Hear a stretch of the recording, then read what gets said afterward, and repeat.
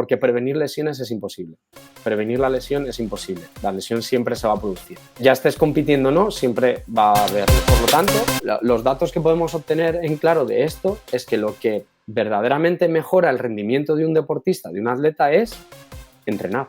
Claro. Es decir, mantenerse el mayor tiempo posible sin lesionarse, sin ausencia de entrenamiento. Es decir, que pueda mantenerse entrenando, que pueda mantenerse aplicando cargas y estrés y recuperándose de ese estrés para supercompensar, y así aumentará el rendimiento. Realmente el término lesión aparece así, porque en ciencia, cuando tú buscas algún paper o te pones a leer algún paper sobre lesiones, se habla de la lesión como días de ausencia de entrenamiento o competición. El dolor no tiene un origen únicamente físico. El dolor tiene un origen biológico, psicológico, el cómo nos enfrentamos a él, y social, el cómo nos influye el entorno para enfrentarnos a un dolor, una lesión. Zinc, magnesio y vitamina 6 como recuperador muscular y mantenimiento de niveles de testosterona hormonales. Previo a la carrera o previo a competiciones importantes me pongo nervioso y me empiezan a saltar alarmas. Y es lo que me ocurre siempre, de forma recurrente, competición tras competición me ocurre. Es como la de nadar. ¿Te duele la espalda? Pues nada. Dices, bueno, pues nada, depende cómo nades. La técnica. Claro, depende cómo nades. Entrenamiento, descanso y nutrición. Entonces, cuando alguno de esos tres pilares cambia o cojea, pues aumenta el riesgo de lesión. Qué bien, qué fácil me lo ponéis, porque soy siempre la última opción. Soy el último hasta... No, ¿eres tú o me opero? Digo, sí. ¿Eres tú o me cortan? Ah, vale, pues joder, qué bien, qué fácil me lo pones. La resistencia, el trabajo de resistencia alarga la vida, pero el trabajo de fuerza mejora la vida. En el episodio de hoy estamos Fercal y yo con Juan Ribot, preparador físico y readaptador físico deportivo con más de 10 años de experiencia trabajando con deportistas de toda índole, profesionales y amateurs, así como experiencia impartiendo formaciones y seminarios universitarios. Como formación, pues destaca que es licenciado en Ciencias de la Actividad Física y del Deporte, máster en Prevención y readaptador físico-deportiva de lesiones en fútbol, especialista de entrenamientos de fuerza y acondicionamiento físico, certificado Mapping Training System. Me puedo tirar aquí toda la tarde hablando de su currículum. ¿Qué tal, Fercal? ¿Cómo estás?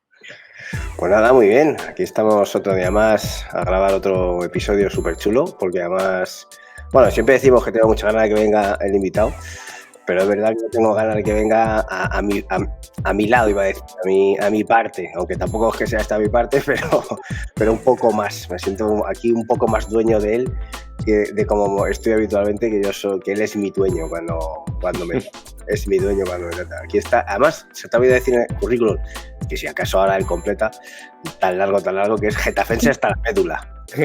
Sí, ¿no? Juan Ribot, ¿cómo estás? ¿Qué tal, amigo? Pues muy bien, encantado de que me hayáis invitado a esta maravillosa tertulia. Sí. Bienvenido, Juan. Muchas gracias. Yo voy a empezar por lo básico. La pregunta que nos solemos hacer, ¿por qué se dan las lesiones, Juan? Pues se dan las lesiones porque vivimos, básicamente. Iba a decir, porque vivimos y nos movemos, pero tampoco, porque las lesiones se dan porque nos movemos y porque no nos movemos. Entonces, simplemente por el hecho de que exista movimiento o ausencia del hecho de estar vivo, básicamente, por eso hay lesiones. Y ahora que dices esto, ¿qué influye en que nos lesionemos más o menos? En el estilo de vida, en el sistema nervioso, no sé. Es algo así que se me ha venido según lo estabas diciendo. A ver, nos vamos a lo básico entonces. Sí. La pirámide del éxito es pirámide del éxito por todo. La pirámide del éxito es, en ciencias del entrenamiento o entrenamiento y preparación física, es entrenamiento, descanso y nutrición. Entonces, cuando alguno de esos tres pilares cambia o cojea, pues aumenta el riesgo de lesión. No tiene por qué haber la lesión. El que haya una lesión, para que haya una lesión influyen multitud de factores y que pueden ser iguales entre una persona y otra, y no por ello tiene que sucederse la lesión. Pero básicamente es cuando alguna de esas 3 patas cojea y que siempre va a cojear un poco u otro, pues el riesgo de lesión va a aumentar. Eso es seguro. Vale. Y ahora... Por poner aquí un poco en contexto a la gente, porque ya hablamos de lesiones y a Juan, yo le conozco personalmente porque además él me trata, a mí me ha tratado, me sigue tratando y me seguirá tratando porque me van a salir lesiones, lo tengo claro, y me ha sacado del pozo varias veces. Entonces, bueno, yo por ahí los vídeos esos que colgamos de vez en cuando, él es el cámara. O sea, eso es lo que estaba pensando. Yo soy el redactador, soy el cámara. Es cámara redactador. Ojo, Ojo, que no es cualquier cosa, que es difícil hacer 2 cosas y bien a la vez. Lo cual indica el por qué los vídeos que se le graba son simplemente para que se vea bien lo que hace y no con, oye, mira, aquí haces un plano un poco más alejado y luego te vas acercando. No. Quiero que veas esto y que lo hagas así y ya está. Eso es. Además es que esos me sirven y la utilidad de esto es que luego yo cuando a la semana o a la semana siguiente me toca hacer mis ejercicios, pues, oye, ¿cómo era este ejercicio? Cojo el vídeo, lo miro y lo ejecuto bien, entre comillas.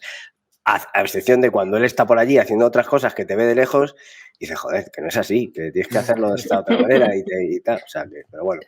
Pero que es así, que Juan me ha salvado de varias lesiones. Yo a ti te conocí fue por un tema de glúteo, ¿no? ¿Te acuerdas? Empezamos por la cadera, sí. La cadera. Un tema de la cadera, por un dolor en específico en la cadera, que tenías pinzamiento pues como a nivel externo, como si fuera glúteo medio, piramidal, pero se te irradiaba hacia el aductor, eso un poco así, un poco raro, pues te irradiaba hacia adelante y sí, empezamos por eso. Sí. Yo estaba a punto de cortar ya había contratado a un tío que cortaba por la altura de la rodilla.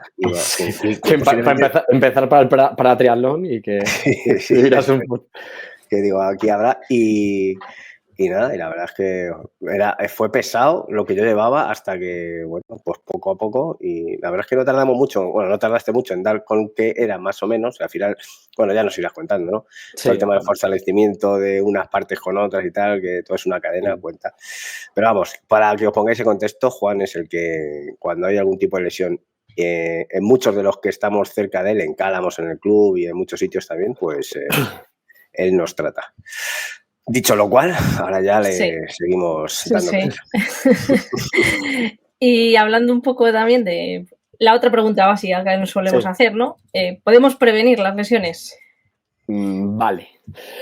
El término prevención de lesiones es como un término muy manido, se lleva utilizando desde hace mucho y realmente quizás pueda ser el único momento en el cual desde el ámbito de las ciencias del entrenamiento de las ciencias del entrenamiento hemos sabido utilizar positivamente el marketing, porque no somos muy buenos vendiendo, solo hay que ver el nombre de la carrera, que es Ciencias de la Actividad Física y del Deporte, no es nada cortito, y que luego dicen ¿qué trabajo tienes? Pues no hay un solo trabajo.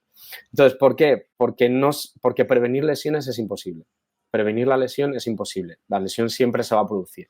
En el momento, o sea, ya estés compitiendo o no, siempre va a haber lesión.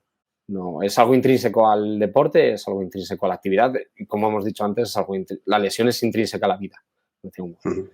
Y entonces, prevenir una lesión, evitar que se produzca es imposible.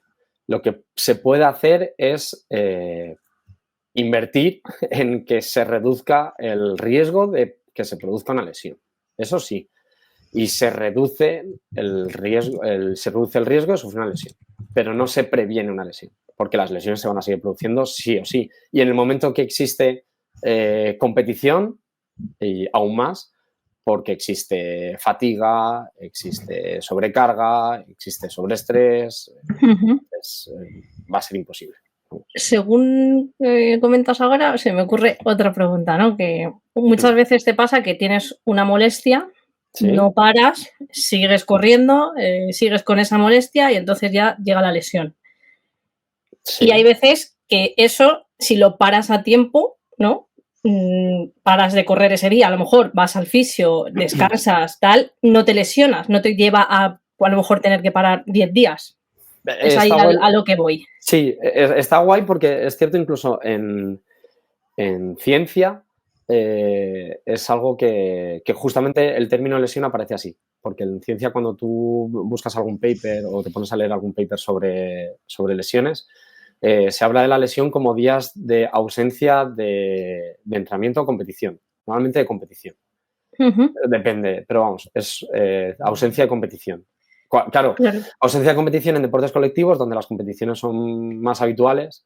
Ausencia de entrenamiento muchas veces en deportes individuales, porque claro, pues no haces un medio Ironman cada 2 semanas.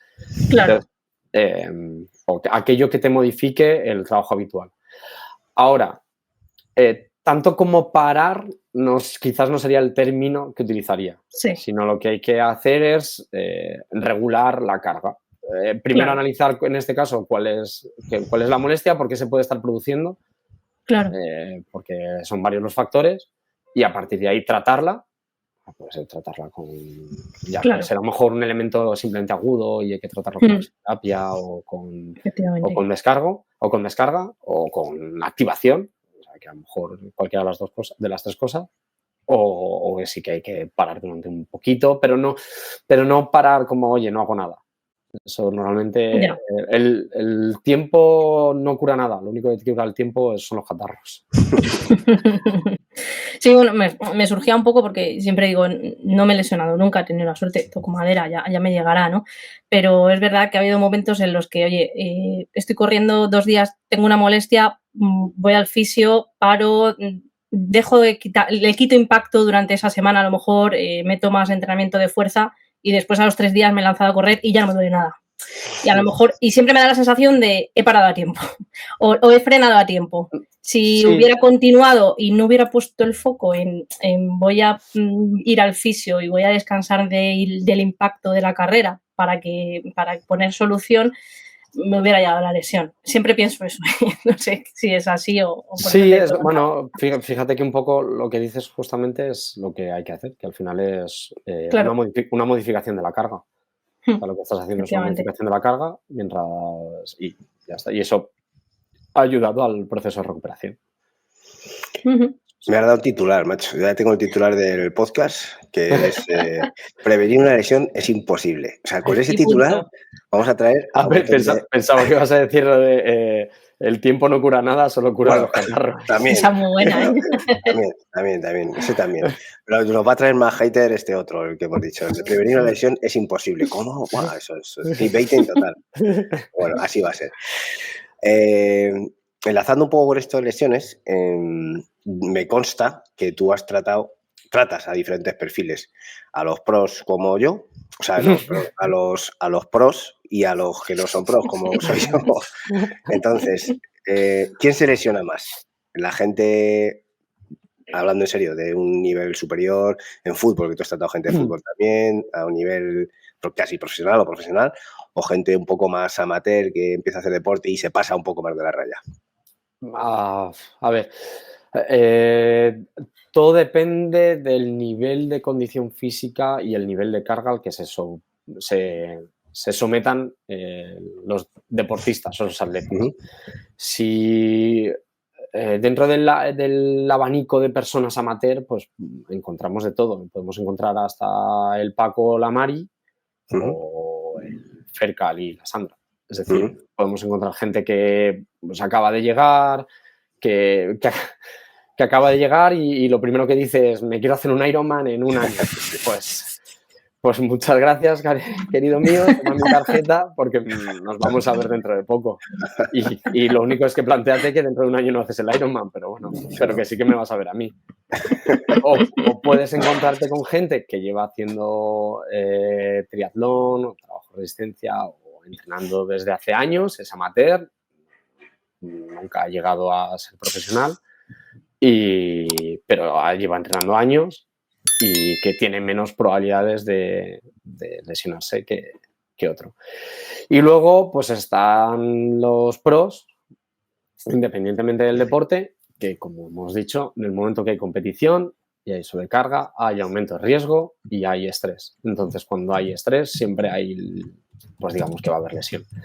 Hay un estudio, bueno, no es un estudio, hay un paper chulo sobre artrosis de rodilla, porque esta es típica en que, bueno, no hay que correr si tienes artrosis de rodilla porque te va a reproducir más la artrosis de rodilla. Y entonces correr reproduce artrosis de rodilla. Y dices, bueno, ¿y quién lo dice? No, porque la artrosis de rodilla es por impacto y entonces como hay más impacto, pues se produce más artrosis. Dices, vale, entonces vamos en silla de ruedas o en coche a todos lados. Entonces, ¿dónde están los datos? Pues hay lo que sea, no hay mucha investigación al respecto porque es difícil. Al final las Ns poblacionales que hay sobre actividad física no pueden ser muy grandes. Pero sí que se demuestra que corredores, o sea, personas sedentarias y corredores con muy altos volúmenes de carrera tienen mayores probabilidades de tener artrosis de rodilla que corredores amateur con cargas medias, puede ser. Es decir, sedentario, mi padre, mi madre, que no se mueven menos que la chaqueta en guardia, y pros que se hacen más 180, 200 kilómetros semanales. Pues esa situación tiene mismo riesgo de artrosis, mientras que corredores que se hacen entre 40 y 60, 80 kilómetros semanales, pues no tienen menos presencia de artrosis de rodilla. Es decir, al final, no influye tanto si eres amateur o pro, o sea, no puede no influir tanto, sino influye más la carga, el estrés al que te sometas. La cantidad eso es. Bueno, eso es. El volumen, ¿no? El volumen, la carga. Al final es carga, pues no todo es volumen. En este caso es volumen, es cierto, porque en resistencia hablamos mucha parte de la carga, es sobre el volumen, pero es eso, es la carga a la que te sometas. Y si estás y luego, claro, está claro es, cuanto menos profesional seas, más influye lo preparado que estés. Esta es la frase de no corras para prepararte, prepárate para correr. Efectivamente. Entonces, otro titular, joder. Otro titular. Estamos de titulares. Y ahora ya nos metemos en el momento en el que ya nos hemos lesionado, ¿no? Sí. ¿Cuáles son los pasos a seguir una vez que tenemos una lesión? Pues si hago lo que pienso realmente, o sea, como se debería hacer, es realmente sería intentar buscar un equipo que estuviera lo más coordinado posible, que tuviera tanto trabajo médico, de fisioterapia, adaptador y preparador físico, y empezar visitando al médico, analizar, valorar la lesión, ya sea tanto con prueba de imagen como prueba de valoración motriz, con ayuda también de valoración motriz del fisio y si dependiendo de la lesión, pues si está el adaptador presente, pues perfecto. Y a partir de ahí, la toma de decisiones, la guía de todo el control de la lesión la tiene siempre el médico, que es el máximo responsable de la salud de cualquier persona. Y luego ya iríamos dependiendo del tipo de lesiones. Pero primero yo siempre digo, primero visita al médico. Primero visita al médico y después ya vamos a hablar. Yo creo que muchas veces también se alarga, ¿no?, el proceso de lesión por no seguir los pasos correctos y ir un poco a la deriva, ¿no? Bueno, ahora paro, ahora vuelvo a arrancar, no me pongo en manos de un profesional como tengo que hacer y eso se dilata en el tiempo y sigue ahí. Claro, a ver, aquí es cierto, o sea, en esta respuesta que tengo que ir un poquito de puntillas para evitar problemas. Ya. ¿Vale? Porque la parte importante es la que he dicho al principio, es intentar encontrar un equipo que tenga médico, fisio, adaptador, preparador físico. ¿Cuál es el problema? Que es muy difícil de encontrar. O sea, yo no lo tengo. Yo soy adaptador y preparador físico y si trabajo con un fisio no es que tenga no tengo un fisio de contacto de referencia real al que acudir con el que trabajo día a día, ni tengo un médico de contacto de referencia al que acudir día a día o que me derive pacientes para ese tipo de trabajo. Claro. ¿Por qué digo que sería lo ideal? Porque lo primero es porque se genera muchas veces con un deportista o con un lesionado el teléfono escacharrado. Claro. La de se pone en contacto contigo, me ha ocurrido esto y cuéntame qué es lo que te ha pasado y termino diciendo, vale, pues me puedes enviar el informe médico porque me has dicho que te dice el médico y tal, pero bueno, pues vamos a ver qué es lo que dice el médico. Claro. Y una vez, la primera visita del médico, el médico le dice una cosa a la persona, al atleta, que puede ser diferente a la que opine yo. Claro. O que puede ser diferente a la que opine el Ahí está el fisio. problema. Es Claro. decir, tengo que ir siempre con puntillas con lo Con que le puntillas. digo porque no quiero, o sea, yo lo que no quiero tener es un mensaje contradictorio con el atleta. No quiero, porque tampoco quiero llevar la contraria al médico porque a lo mejor porque no tengo por qué llevarla. Simplemente hay veces, o sea, porque la forma de abordar un problema puede ser diferente la del médico, la del fisio y la mía. Ujú. Y Claro. al final lo que hacemos es tratar personas. Claro. Lo verdaderamente importante es el atleta, es el lesionado. No soy yo como preparador, no soy yo como profesional. Claro. Entonces, lo ideal sería que existiera ese equipo para tener un mensaje común y dar siempre el mismo mensaje y no volver loco a la persona. Claro. Entonces, luego, aquí ahora ya sí que me voy a mi terreno. ¿Cuál es el problema, por ejemplo, que yo más vivo muchas veces? Que pues es que es lo mismo que Fercan, que es lo que como cuando empezó Fercan. Es, qué bien, qué fácil me lo ponéis, ¿eh? Porque soy siempre la última opción. Soy el último hasta... No, ¿eres tú o me opero? Digo, Sí. ¿eres tú o me cortan? Ah, vale, pues joder, qué bien, qué fácil me lo pones. Entonces, claro, digo, pues prefería haber sido el primero, no el último. Efectivamente. Si llega... Aquí, esto sí que es algo a educar y aquí sí que es... ¿Qué tendríamos que hacer? Pues aquí, para mí, siempre una operación, digamos que es la última de las decisiones ante una lesión. Primero, a ver, depende, esto es como muy general, depende del tipo de lesión, dependen muchísimos factores, hay que individualizar, pero a nivel general, una operación sería para mí siempre el último de las consecuencias, el último de los remedios. Primero, lo primero de todo es vamos a llevar a cabo una terapia conservadora, una terapia física. Vamos a llevar una terapia de entrenamiento, porque qué casualidad que la inmensa mayoría de las personas a las cuales soy el último de los... el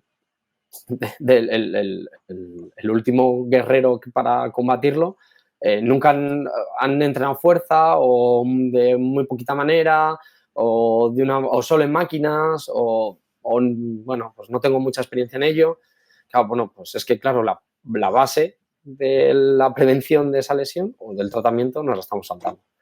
Claro. Entonces, claro, hay veces que digo, pues me lo pondrías más fácil si yo fuera el primero, no el último. Claro. A ti te gustan los retos, que lo sé yo. Ya. Fercan te pone a prueba siempre. Sí, no, pues escucha, todo lo que lo estás diciendo, de hecho por aquí pasó por el podcast, no sé si lo has oído y si no lo tienes que oír, a David Capapé, al doctor Capapé, traumatólogo, que también nos conoce y de hecho está muy metido en el deporte, y dice exactamente lo mismo que dices tú en cuanto al equipo, que lo ideal sería tener un equipo. Él tiene una clínica o varias clínicas y él trabaja con fisios, con redactadores, con tal cual. Y él es cirujano, al final es cirujano. Entonces, y dice que lo último al final es la cirugía. De hecho, él fue el que me operó a mí el Aquiles, ¿te acuerdas lo que tal? Pero después de probar todas las opciones de no invasivas que hay en cuanto a fuerza de crecimiento, estuvimos así años además, en mi caso también incluso, hasta que, claro, ya había una calcificación, había un trozo de hueso que había que quitarlo. Claro. Eso era un problema porque estaba el hueso calcificado. Claro, pues... Pero tuvo mucho tiempo, ¿no? Entonces él dice, ¿verdad? Lo mismo que tú dices. Primero, que es ideal tener un equipo. Un equipo que sepa coordinar esto. Que él le cuesta incluso teniendo clínica y teniendo, pues, un poco un montón de medios, ¿no? Que le cuesta encontrar profesionales y tener ese equipo. Y luego, como tú dices, que lo último es pues ser invasivo en cuanto a operación. Es el quirófano es lo último y antes todo lo que se pueda. Justamente ese ejemplo le tengo también con una paciente que tenía Capapé y que Capapé le dijo o consigues sacarlo adelante mediante entrenamiento o te opero. Y empecé a entrenar conmigo por una tendinopatía aquilea y que crónica de un par de años, si no recuerdo mal, esto fue hace ya años. Y la sacamos adelante. La sacamos. Adelante. Y luego ya no hubo operación. Claro. No, eso es, o sea, como última opción es la operación, pero haciendo antes todo esto que tú dices. Claro. La historia era aquí, en esto es lo divertido, es esa, es la misma, es esa, es o tú o me opero. Digo, vale, oye, pues, ¿cuánto entrenamiento de fuerza habías hecho? Nada, vale, pues Nada. Claro, pues a esto es lo que yo te quería preguntar, porque a ver, la figura de readaptador. Sí. Readaptador es un preparador físico, todos los Sí. preparadores físicos son redactadores, me vas a decir que no, está claro, creo yo, pero un redactador debe ser preparador físico y tener esas nociones. O sea, al final, por eso tú eres el último. Hombre, no es que seas el último, pero tú eres el que da con la clave siendo redactador. Primero, vienes con una lesión que se puede mejorar, que se puede aliviar, que se puede quitar. Un preparador físico, en teoría, si no es redactador, pues puede tener conocimientos y te puede fortalecer y demás, pero no va a cuál es el problema, porque no tiene, supongo, ese conocimiento de solucionarlo. A ver, aquí mezclamos. Es un melón. Sí, un redactador físico deportivo, que es como oficialmente aparece en la ley, es un preparador físico especializado en terapia físico-deportiva. Según la ley, teóricamente no podemos trabajar con lesionados. Ahora, aquí es donde veríamos qué es una lesión o qué es dolor. Entonces, bueno, pero al final el dolor es algo intrínseco, entonces es inevitable trabajar con gente que tenga dolor porque podemos tener de alguna manera. Yo qué sé, puedes estar haciendo un press de banca y estar ligeramente mal posicionado o no estar controlado y tener un poquito de sensación de presión en el hombro. Pues oye, cambia aquí y pues ya no me duele. O sea, no quiere decir, pues ya no, ahora no entrenamos, que no puedo tratarte, no puedo trabajar. No. Entonces es un preparador físico especializado y con conocimiento en lesiones. Al final, todo trabajo de readaptación físico-deportiva no deja de ser entrenamiento, no deja de ser la aplicación de cargas. Y los especialistas en aplicación de cargas y conocimiento y ciencias de entrenamiento somos los licenciados y preparadores físicos, al final, que es la profesión. Entonces, ¿cuál es lo que ocurre? Que al final es distintas especialidades y no es un problema competencial, es más un problema de tiempo, por decirlo de un modo. Y de claro, y del que abarca, el que mucho abarca poco aprieta. Claro. Es como médicos. ¿Tú eres médico? Sí. Dices, bueno, pues yo soy pediatra, yo soy traumatólogo y yo soy endocrino y yo soy neumólogo. Claro. Cada uno, todos son médicos, todos somos preparadores físicos, pero cada uno está especializado en una cosa. Es cierto que todos debemos de tener un conocimiento. O sea, hay partes de la readaptación que se combinan con la parte de acondicionamiento físico, de preparación física, ya sea para deportes intermitentes o deportes cíclicos como es el triatlón. Luego, ¿un fisioterapeuta puede hacer trabajo de readaptación? Claro, también, sí, al final, si tiene conocimientos de readaptación, perfecto. Y tiene conocimientos de entrenamiento y perfecto, claro. Y si yo siempre digo una cosa, sí, o sea, yo aquí no tengo por ejemplo, no tengo ningún problema a nivel competencial no, es que tú eres fisio y no puedes hacer readaptación, no. Si a mí cuanto más terapia física me hagas con un deportista lesionado y cuanto mejor, en mejores condiciones físicas venga el sujeto, mejor va a ser para mí. Si la parte de la readaptación no se basa únicamente en tratamiento del dolor o de una patología o de una estructura que se ha dañado, un músculo que se ha roto y que tiene que volver a cicatrizarse, es en también recuperar los niveles de condición física previos a la lesión. Por lo tanto, en el momento que pasa con el preparador físico y que vuelve a competir o que vuelve a competir, su nivel de preparación, su nivel de condición tiene que ser lo más alto posible. No es únicamente el tratamiento del dolor. Aquí yo siempre digo una cosa y porque el dolor funciona de esta manera. O sea, el dolor no tiene un origen únicamente físico. El dolor tiene un origen físico, o sea, biológico, psicológico, el cómo nos enfrentamos a él, y social, el cómo nos influye el entorno para enfrentarnos a un dolor, una lesión. Entonces, puede haber dolor y no haber lesión. Es decir, oye, es que me rompí el isquio, me rompí el bíceps femoral y te hacen una eco, pues es que aquí ya no hay nada. Pues es que a mí me sigue doliendo, pues es que no hay nada. Pues es que a mí me duele. ¿Hay lesión? No hay lesión. Si por imagen no hay nada. pero a mí me duele. Pues vale, pues hay dolor, pero no hay lesión. Al igual que puede haber lesión y no haber dolor. Lo mismo. Pues es que no me duele. Haciendo esta tarea que dices que me tiene que doler, no me duele. Pues es que me pongo la eco y aquí hay todavía rotura. Bueno, pues es que haciendo esto no me duele. Pues es que tendría que dolerte. Pues no me duele, ¿no? Porque no tiene una respuesta. Porque claro, el dolor no es únicamente un número. Si fuera un número y si fuera físico sería mucho más fácil. Es como con las hernias. Ojalá las hernias fueran un número y una hernia posterolateral de microrotura del núcleo del anillo fibroso es un 4. Y si está el anillo fibroso completamente roto, es un 7. Pues, si todo fuera así, y siempre sería un 7. Pero no, es que una hernia hay veces que no siempre te está doliendo la espalda, hay veces que te duele, luego deja de dolerte. Si cambia ese nivel de dolor, es que influyen muchas otras cosas que no solo es físico. Que no solo es físico. Está claro. Y bueno, o sea que nosotros somos triatletas, flipatletas de estos, de media y larga distancia. Y... A mí me gusta mucho lo de media y larga distancia porque ya no es media distancia el hacerte un sprint o un olímpico. No, media distancia es... medio, o sea, larga distancia es un Ironman y media es el half del Ironman. Medio, claro. Exacto. Eso es media distancia. Me ha hecho mucha gracia siempre. Sí, es que es media distancia porque está así definido. Es verdad que ahora hay mucha gente que viene de olímpico y tal, que corre media distancia como si fuera el olímpico, ¿no? Y entonces a nivel de ritmos y tal, aquí ya se empieza a mezclar todo. Pero bueno, el caso es que somos más de resistencia, ¿vale? Es un poquito, oye, también te digo que es un poquito difícil hacer a ritmo de olímpico un half, pero bueno, oye. Oye, pues lo hay, ¿eh? Pues entonces quiere decir entonces que haciendo el olímpico, entonces a lo mejor iba con el freno echado. Igual. Porque igual, ya lo sé, pero ahora mismo hay una panda de gente joven que viene de olímpica, que está corriendo al mismo ritmo, prácticamente, el medio. Claro, a lo mejor quieres decir que adolescentes hacían olímpico y entonces van mejorando y hacen el half. Vale, eso efectivamente. Sí. Bueno, pues como somos lo que somos estos, y basándonos en tu experiencia, que has tratado a gente del perfil nuestro, ¿cuáles son las lesiones típicas que tratas un poco de toda la gente de media y larga distancia? Que supongo que también será un poco reflejado a lo mejor en otros deportes. No creo que sea solo en triatlón, pero bueno, que es como es lo que nos compete, por eso te pregunto. Y si crees que hay algo, a toda la gente que has tratado, que es común para poder evitar esas lesiones más típicas que tú crees que son. Vale.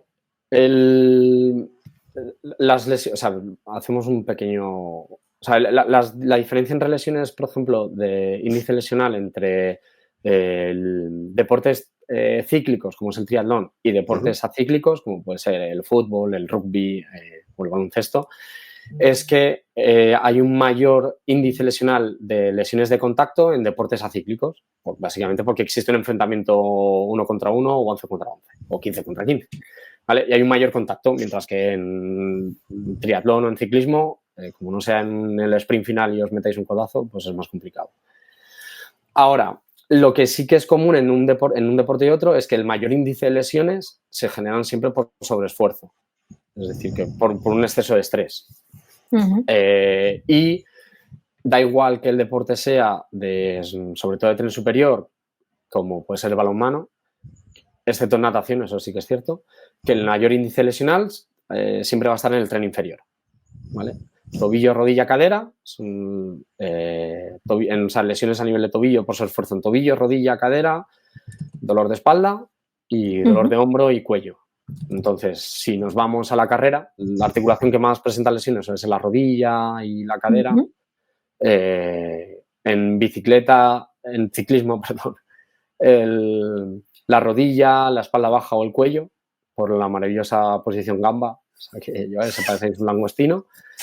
Y en natación, hombro y espalda. Hombro y espalda, ¿vale? Y el tobillo también. Entonces, claro, tú llegas y dices, pues, ¿en qué se diferencia del resto de deportes? Pues, a ver, pues está claro que en natación va a dar más lesiones de hombro. Básicamente por todos los movimientos repetidos overhead que produce el brazo. En carrera, pues en carrera va a haber mayor índice lesional en tobillo, rodilla y cadera. básicamente por el impacto. Y en ciclismo y espalda porque va un poco de la mano, pero a lo mejor el índice de lesiones es un poquito más bajo. No tengo ahora el porcentaje. Y en ciclismo, pues se da, dices, bueno, en ciclismo es que no tiene impacto. Entonces esta es la típica de haz bici, que no tiene impacto. Y dices, bueno, pues depende cómo vayas en la bici. Es como la de nadar. ¿Te duele la espalda? Pues nada. Y dices, bueno, pues Nada, depende cómo de la nades. técnica. Claro, depende cómo nades. A lo mejor lo empeoramos. Pero, claro, pero pues esta es muy divertida porque la rodilla del corredor, la patología rodilla del corredor es exactamente la misma que la rodilla del ciclista. Lo que pasa, lo único que cambia es si eres corredor o ciclista. Claro. Entonces, claro, pues lesiones típicas, pues en el tobillo pues pueden ser los esguinces o prostatitis tibiales. En rodilla, pues si son dolores inespecíficos, pues suele ser o pata de ganso, tendinopatías de pata de ganso, tendón rotuliano, tendinopatía de la cintilla iliotibial. No se suele dar, claro, pues lo que no se suele dar en triatlón o en deportes de resistencia es lesiones musculares agudas. Claro. Como una puede ser, rotura grande. no puede ser, claro, no vas a tener una rotura de... Claro. Es más difícil que se puede producir, pero el número es menor que las roturas discosurales en fútbol o en atletismo en pruebas de velocidad, porque no corréis a esas intensidades. O sea, no lo tocáis nunca. Claro. Cadera, pues tanto pseudociáticas como ciáticas y luego dolores de espalda inespecíficos. En el cuello, pues eso, a nivel cervical, pues oye, que hay hernia cervical o dolor cervical, rotación, posiciones de rotación interna de hombro, dolor de hombro, el síndrome cruzado anterior, tendinopatía supraespinoso, infraespinoso, cabeza larga de bíceps, que están relacionadas con el síndrome cruzado superior, pues claro. Entonces, pero que son cosas que se van repitiendo. Yo ahora, según estás hablando, pensando en las mías, en las que hemos tratado, el hombro para la natación, que eso está ahí de tanto repetir movimiento, palas, tal, fuerza, todo esto, el hombro.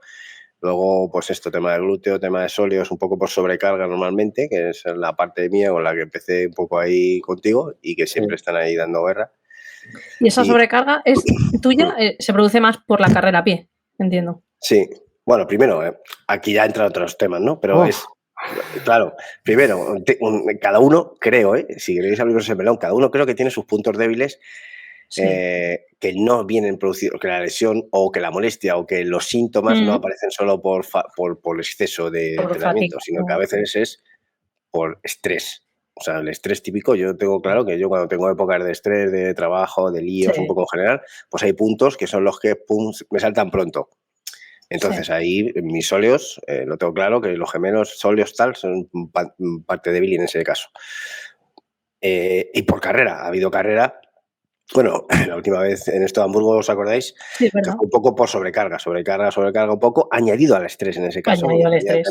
Tenía también ahí mucho follón de cosas. Entonces, añadido a la carga que había, que no era excesiva, que normalmente en condiciones normales esa carga no hubiera supuesto nada, pues salió por ahí, ¿no? En ese caso. Claro, mira, nos vamos aquí, volvemos a lo de antes, por eso, a la pirámide del éxito. Claro. Entrenamiento, descanso y nutrición. Entonces, si tenemos estrés, pues vamos a trabajarlo, o sea, vamos a intentar regular ese estrés. Claro, aquí ¿qué ocurre? Somos amateur, es decir, aparte de entrenar mis 30, 40 horas semanales, porque claro, tengo que hacer un half o un Ironman. Ahora menos, Pues... Vale, pues, bueno, es verdad, 40 me pasa, me he ido a la semana de más volumen. Claro, pero métele 20 horas de... 20 horas de volumen de semana. 20 horas de volumen semanal. Es media jornada en un trabajo, ¿eh? Y gestionarlo con un trabajo de 8 horas más con una familia, que es lo más normal del mundo. Y se recomienda que duerme 8 más horas. Come bien. Ten tiempo para hacer comida y comer bien. Ten tiempo para gestionar bien todo el trabajo. O sea, tu trabajo del día a día. Ten tiempo para hacer todo tu trabajo de recuperación. Oye, pues fríos, lo que sea. Ten tiempo para entrenar fuerza. Y ten tiempo para entrenar. Y ten tiempo para tu trabajo. Y, y esto es una rueda. Y dices, no, pero no te estreses. Pero ¿cómo me voy a estresar? Entonces, esa es la primera. Luego, ¿qué ocurre? Aquí entramos a la parte cuando hemos dicho dolor y que el origen del dolor es físico, psicológico y social. Vale. En momentos de estrés me suele doler el sóleo. Previo a la carrera o previo a competiciones importantes me pongo nervioso y me empiezan a saltar alarmas. Y es lo que me ocurre siempre, de forma recurrente, competición tras competición me ocurre. Pues psicológicamente ya estoy a la expectativa de que llegue, porque es lo normal, es lo habitual. Porque además si subo volumen estoy. Entonces ya empiezan a llegar esas semanas en las que empiezo a darle vueltas y a ver si llega o no llega, a ver si aparece o no aparece. Entonces, digamos que también de una cierta u otra manera, pues lo ayudamos a que llegue, porque es lo habitual. O sea, tengo casos de corredores en los que antes de una maratón o una media maratón, la semana de antes siempre le doy la rodilla. ¿Por qué?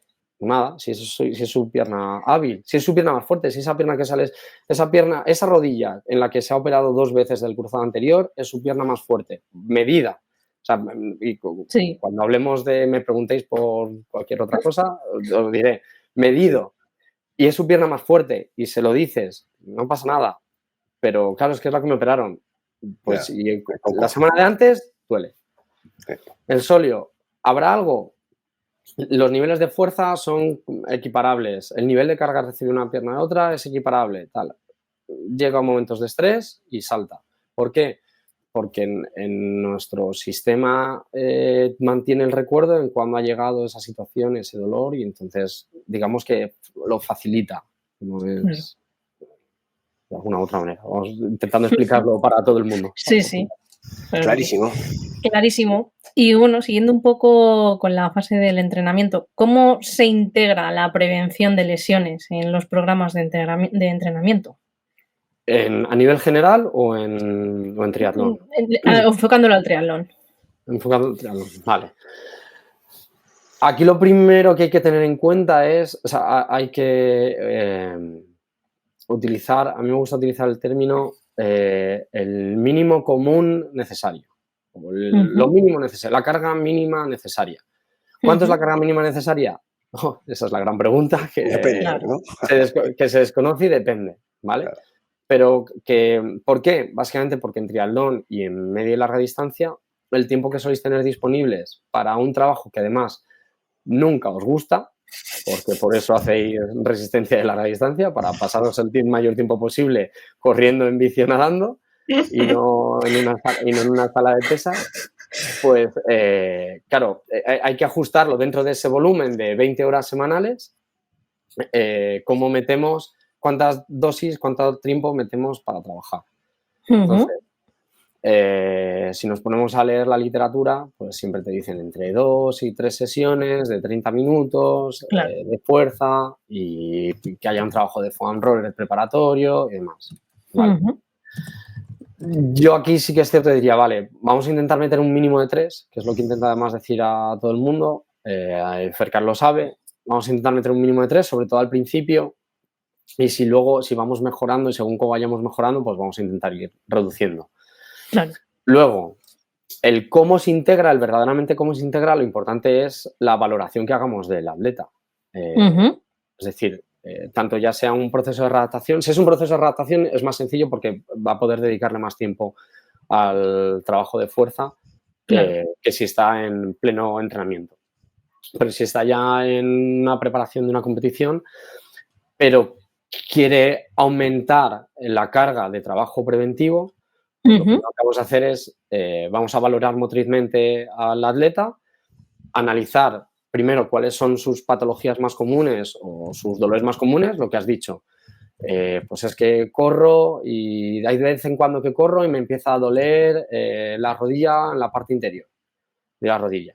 Vale, pues vamos a analizar biomecánicamente cómo te mueves. Vamos a hacer una valoración motriz de cómo te mueves. Analizar qué compensaciones tienes a nivel de pie, tobillo, rodilla, cadera, control lumopélvico, qué capacidad. Normalmente en la primera sesión yo siempre hago es valoración motriz, La valoración.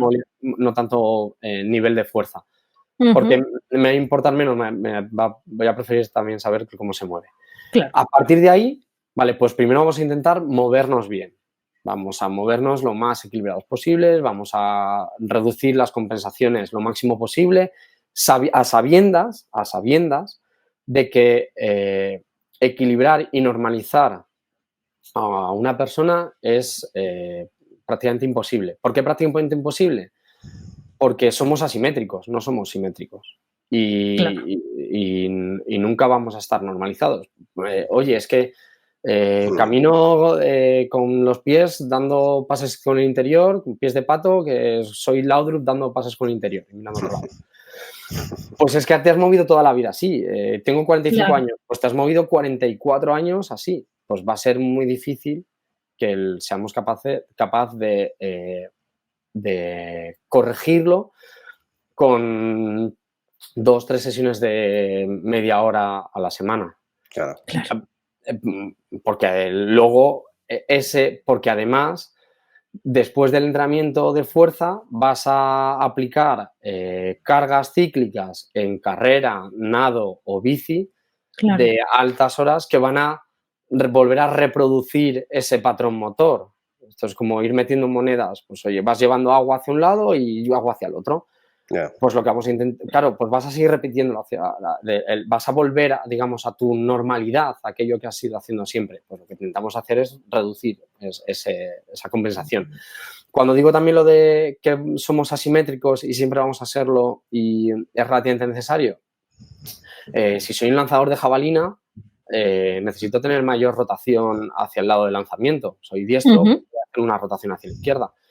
Y necesito seguir teniendo ese mayor nivel de rotación hacia el lado izquierdo porque es lo que me ayuda a lanzar la jabalina a 60-70 metros de distancia.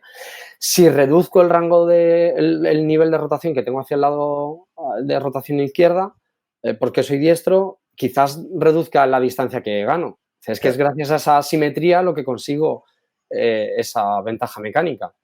Esto no quiere decir que no tenga que trabajar a nivel contralateral para evitar desplazamientos excesivos y trabajar pues esa musculatura que frena el movimiento cuando hago el lanzamiento y demás, y trabajar esa musculatura que pueda estar, digamos, más inhibida o menos desarrollada debido a una repetición de un movimiento, de un gesto. Esto que dices de que no somos simétricos es, vamos, me viene a la cabeza lo típico y que hemos comentado muchas veces. Joder, es que tengo más fuerza en la pierna derecha que en la izquierda. O sea, es Claro. que... ¿Y por qué? Pues no sé, pero aparentemente parece más fuerte la izquierda que la derecha. Ya, bueno, pues al final es así, ¿no? Que compensas por lo que sea, ¿no? Por la historia de cada uno, por la trayectoria, por lo que ha hecho. Que al final, hombre, que como tú dices, ¿no? Que lo suyo sería a lo mejor estar perfecto y ser igual en todos y que habrá que trabajar para que una cosa no descompense la otra, ¿no? Entiendo. Pero que yo creo que es habitual, ¿no? Depende, o sea, depende al final depende del deporte y depende de la actividad. Pero también tener en cuenta es eso, que nunca vamos a ser simétricos y que es imposible. Porque tampoco nuestras vísceras están situadas de forma simétrica en nuestro core, no hay más peso en un lado del cuerpo que en otro y demás. Luego ahí sí que es cierto que hay que manejar con puntillas eso de tengo la sensación de que soy más fuerte en un miembro que en otro. ¿Tienes la sensación o lo eres? O sea, porque esta es la de a mí me han llegado a decir de no, es que soy más fuerte en una pierna que en otra y pedaleando lo noto. Y dices, vale, ¿pero tienes potenciómetro? ¿Has medido? Es que lo has medido. No, es que solo tengo en un pedal. Entonces no sabes, tu percepción interna, pero es que hay que tener en cuenta que nuestro sistema, nuestro cerebro nos miente, ¿vale? Muchas veces nos miente y porque quiero sentirme, esta es la típica de, cuando digo nos miente, es cierra los ojos, eleva los brazos, ponlos a la misma altura, los abres, uy, pues si uno está más, si creo que está a la misma altura y tengo uno más alto que otro. Sí, el sistema la nos percepción. miente porque la percepción que nos da no, nos miente. Le pones encima de la bici, la bici de vatios y empieza a pedalear, le tapas el potenciómetro, los datos que va dando y la diferencia de vatios que hay o de porcentaje de producción de fuerza es de un 2%, 1,5%. Y dices, pues a lo mejor sí que hay diferencia, pero no tanto como para decir, oye, un No tanto. 1,5 Y con 1, digamos que es tolerable, ¿eh? O sea, no Claro. es algo exagerado. Y en esto de la incorporación de la prevención de lesiones, se me viene otra pregunta. ¿Le das más importancia a medida que el triatleta tiene más edad? ¿O le das la misma importancia a prevenirlo, da igual, en la edad que sea? El problema de la edad con respecto a la lesión no va a ir unido al tiempo de Sí. recuperación de la lesión, no al riesgo de o sea, va a aumentar el riesgo de sufrir una lesión cuanto más edad tengas, porque tardas más en recuperarte de las cargas a las cuales te has sometido. Entonces, pero es importante, pero esto quiere decir entonces, porque claro, cuando se hace una pregunta así es, claro, es que los atletas mayores de 40 tienen que, o sea, a nivel de marketing mola y en redes... A ver qué decís, ¿eh? No, pero en el sentido de que cobra importancia sobremanera aumentar el trabajo de fuerza en mayores de 35 o 40 años. ¿Qué pasa? ¿Que los de 20 no? Sí, los de 20 también. Todo lo que gane todo ese control motor, ese nivel de fuerza que gane con anterioridad, me va a ayudar a prevenir lesiones en el futuro y me va a mejorar el rendimiento del futuro. ¿Por qué me va a mejorar el rendimiento del futuro? Que esta sí que es importante. Una de las cosas que... planes de entrenamiento, programación de entrenamiento y tipos de programación del entrenamiento o periodización del entrenamiento, perdón. Y hay de todos tipos. Periodizaciones clásicas, tradicional inversa, ATR, métodos polarizados, periodización ondulante. Tenemos de todas maneras y todos los estudios muestran que mejoran el rendimiento. Unos más, otros menos, tal. Vale. Por lo tanto, los datos que podemos obtener en claro de esto es que lo que verdaderamente mejora el rendimiento de un deportista, de un atleta, es entrenar. Claro. Es decir, mantenerse el mayor tiempo posible sin lesionarse, sin ausencia de entrenamiento. Es decir, que pueda mantenerse entrenando, que pueda mantenerse aplicando cargas y estrés y recuperándose de ese estrés para supercompensar y así aumentará el rendimiento. Por lo tanto, ese trabajo preventivo, llamémoslo como queramos, es importante tenga 40 o 50 años como tenga 15, 10 o 20. Porque lo verdaderamente importante es mantenerme entrenando. Utilice la periodización del entrenamiento que me dé la gana. Lo que importante es entrenar, es la constancia. Claro. Ahí sí que es distinto. Pero aquí, tío, así, o sea, esto hay un dicho muy habitual y que yo digo mucho y mucha gente de mi edad, que estáis ya metiendo ojos los de la edad, que mucha gente es... La fuerza es fundamental. O sea, primero, se dice, ¿no? Y yo lo aplico además, creo que la fuerza es fundamental. No sé cuál será la razón científica luego en cuanto a que no te lesionas más porque haces más fuerza y como tú dices da igual la edad, puede ser. Por otro lado, si tú te lesionas siendo joven, no es lo mismo que si eres un poco mayor. Como tú decías, que la recuperación ahí sí es verdad que es mayor. Entonces, como la recuperación es mayor cuando eres tú mayor, intentas que esa lesión no venga y una de las cosas básicas que sabemos que para que la lesión no se produzca es estar fuerte, tener fortalecimiento para que el cuerpo aguante esas cargas. Entonces, por eso la fuerza puede ser más importante con la edad que cuando eres más joven. Simplemente por el hecho de que si vas a caer en una lesión, que como tú has dicho al principio, las lesiones van a estar ahí, para un tío que es mayor, el tiempo de recuperación va a ser menor también que cuando eres joven, ¿no? Porque tu manera de recuperar, pues es, por naturaleza, es siendo joven, recuperas antes, ¿no? Pues por eso creo que todos metemos con la edad, intentamos meter más fortalecimiento precisamente por eso, pues para prevenir ese tipo de lesión. O sea, para prevenir no, porque está claro que prevenir lo previene todo, ¿no? Teniendo fuerza, pero es para que si cuando venga esa lesión sea el menor tiempo posible en el que estés con ella, ¿no? Sí. Igual que la recuperación en general, una carga, como tú dices, haces un entrenamiento de X carga, esa carga te cuesta más recuperarla porque la fatiga la notas más, el cuerpo no recupera igual, porque por la edad es así. Nosotros no lo sabéis todavía, pero ya lo sabréis. O sea, solo lo habéis leído. Esto solo lo habéis leído y lo habéis visto en alguno, ¿no? Que lo diga. Pero que yo creo que es por eso, ¿no? La pregunta de que la fuerza con la edad, bueno, pues... A mí, vale, aquí hay dos cosas. La primera, y hay una frase o sea, a mí me gusta decir mucho una cosa y es que la resistencia, el trabajo de resistencia alarga la vida, pero el trabajo de fuerza mejora la vida. Y luego, porque aquí siempre digo también que tienes que ser capaz de hacer una sentadilla. Dices, no, a las personas mayores, no, es que tienes que caminar, tienes que salir a caminar. Dices, bueno, tener que tener fuerza suficiente para levantarme la silla y poder salir a caminar. Claro. Entonces, de ahí la importancia del entrenamiento de fuerza. Y luego, que no sabes el por qué el entrenamiento, por qué la fuerza previene lesiones o reduce el riesgo de sufrir una lesión. Al final, la pregunta que hay que hacerse es por qué se produce una lesión. Y una lesión, si nos paramos a analizar cuándo se produce una lesión, un accidente, un choque, nunca se produce acelerando, siempre se produce frenando. ¿Cuándo tienen accidentes los coches? Yo no tengo un accidente de un coche acelerando el coche o mientras voy acelerando. Lo tengo cuando voy a tomar una curva, me pasa de velocidad y no soy capaz de frenar lo suficiente, no soy capaz de amortiguar lo suficiente. Cuando tengo una lesión, cuando hay lesiones de sobreesfuerzo, pues es un mantenimiento de la carga excesiva, ¿vale? Pero digamos, lesiones como momentos agudos, esa lesión aguda que puedas ver de rotura de cruzado anterior. ¿Cuándo se produce una rotura de cruzado anterior? Por un fallo en la amortiguación, en la caída, en el aterrizaje. No he aterrizado como es debido. Ahora, vale, es por falta de amortiguación. ¿Quiénes son los responsables de amortiguar un movimiento? Nuestra musculatura.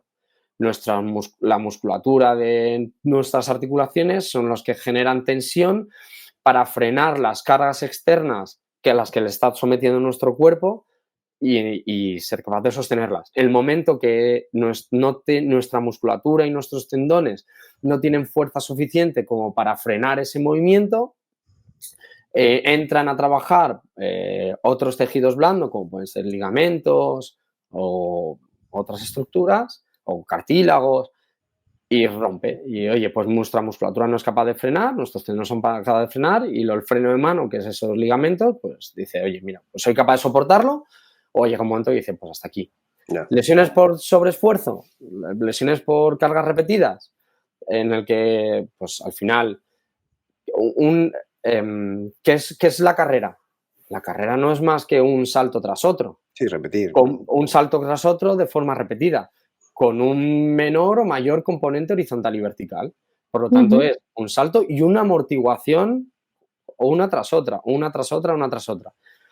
Cuanta más fuerza tenga, mayor capacidad tendré de generar estabilidad en pie, rodilla, cadera, tronco, hombro, cuello. Cuanto mayor resistencia muscular tenga, también mayor tolerancia a la fatiga tendrá, mayor capacidad tendrá de mantener ese buen posicionamiento. Entonces, cuanta más fuerza, mayor resistencia muscular también tenga, menor probabilidades de sufrir una lesión por sobreesfuerzo haya. ¿Por qué? Porque al reducirse ese nivel de compensación, pues esos eslabones o esa cadena muscular que va compensando, pues irá reduciendo, digamos, la tracción.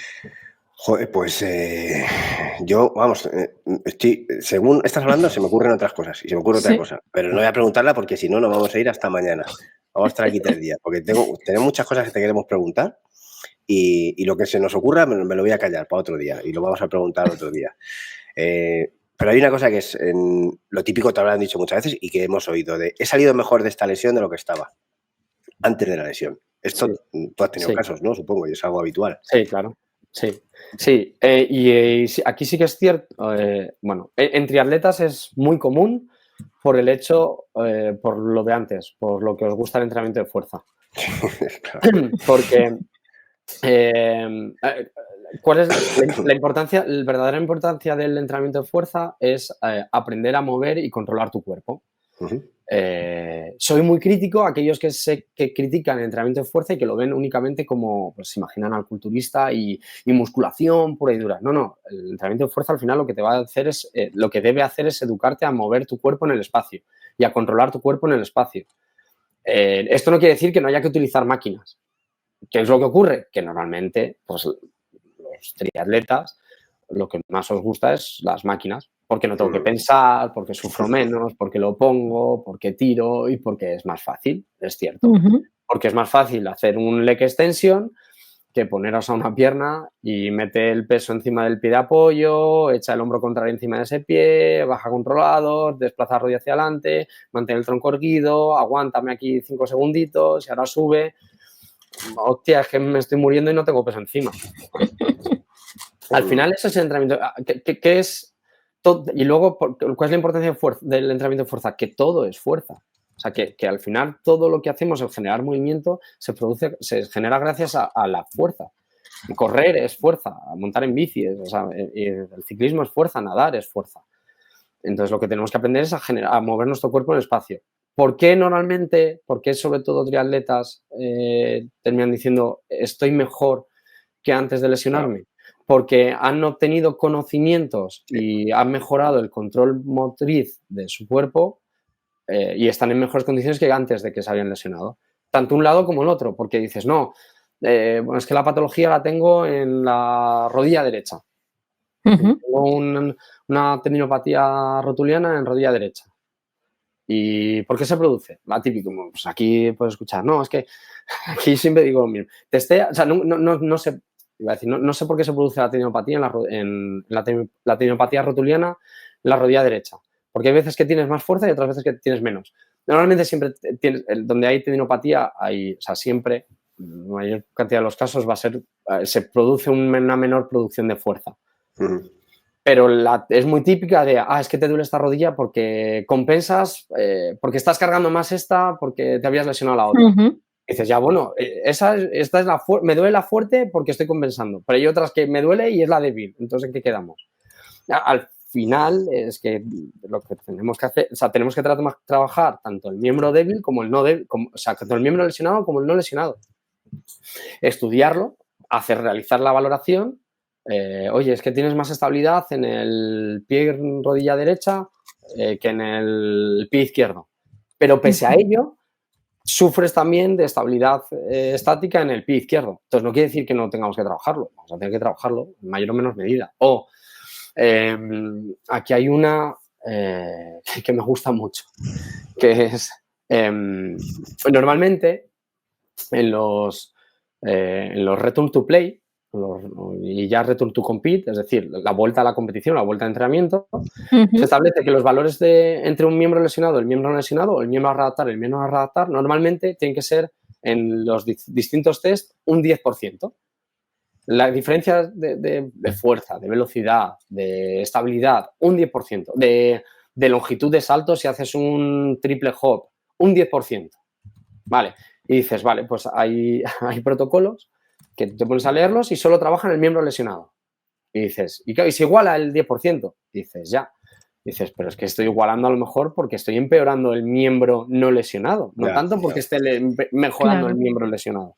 Entonces, vamos a trabajar los dos. Ya, es que esto me va a mantener, quizás me mantenga el nivel de desequilibrio. Dices, ya, pero es que no quiero, digamos, volver tonto el otro miembro.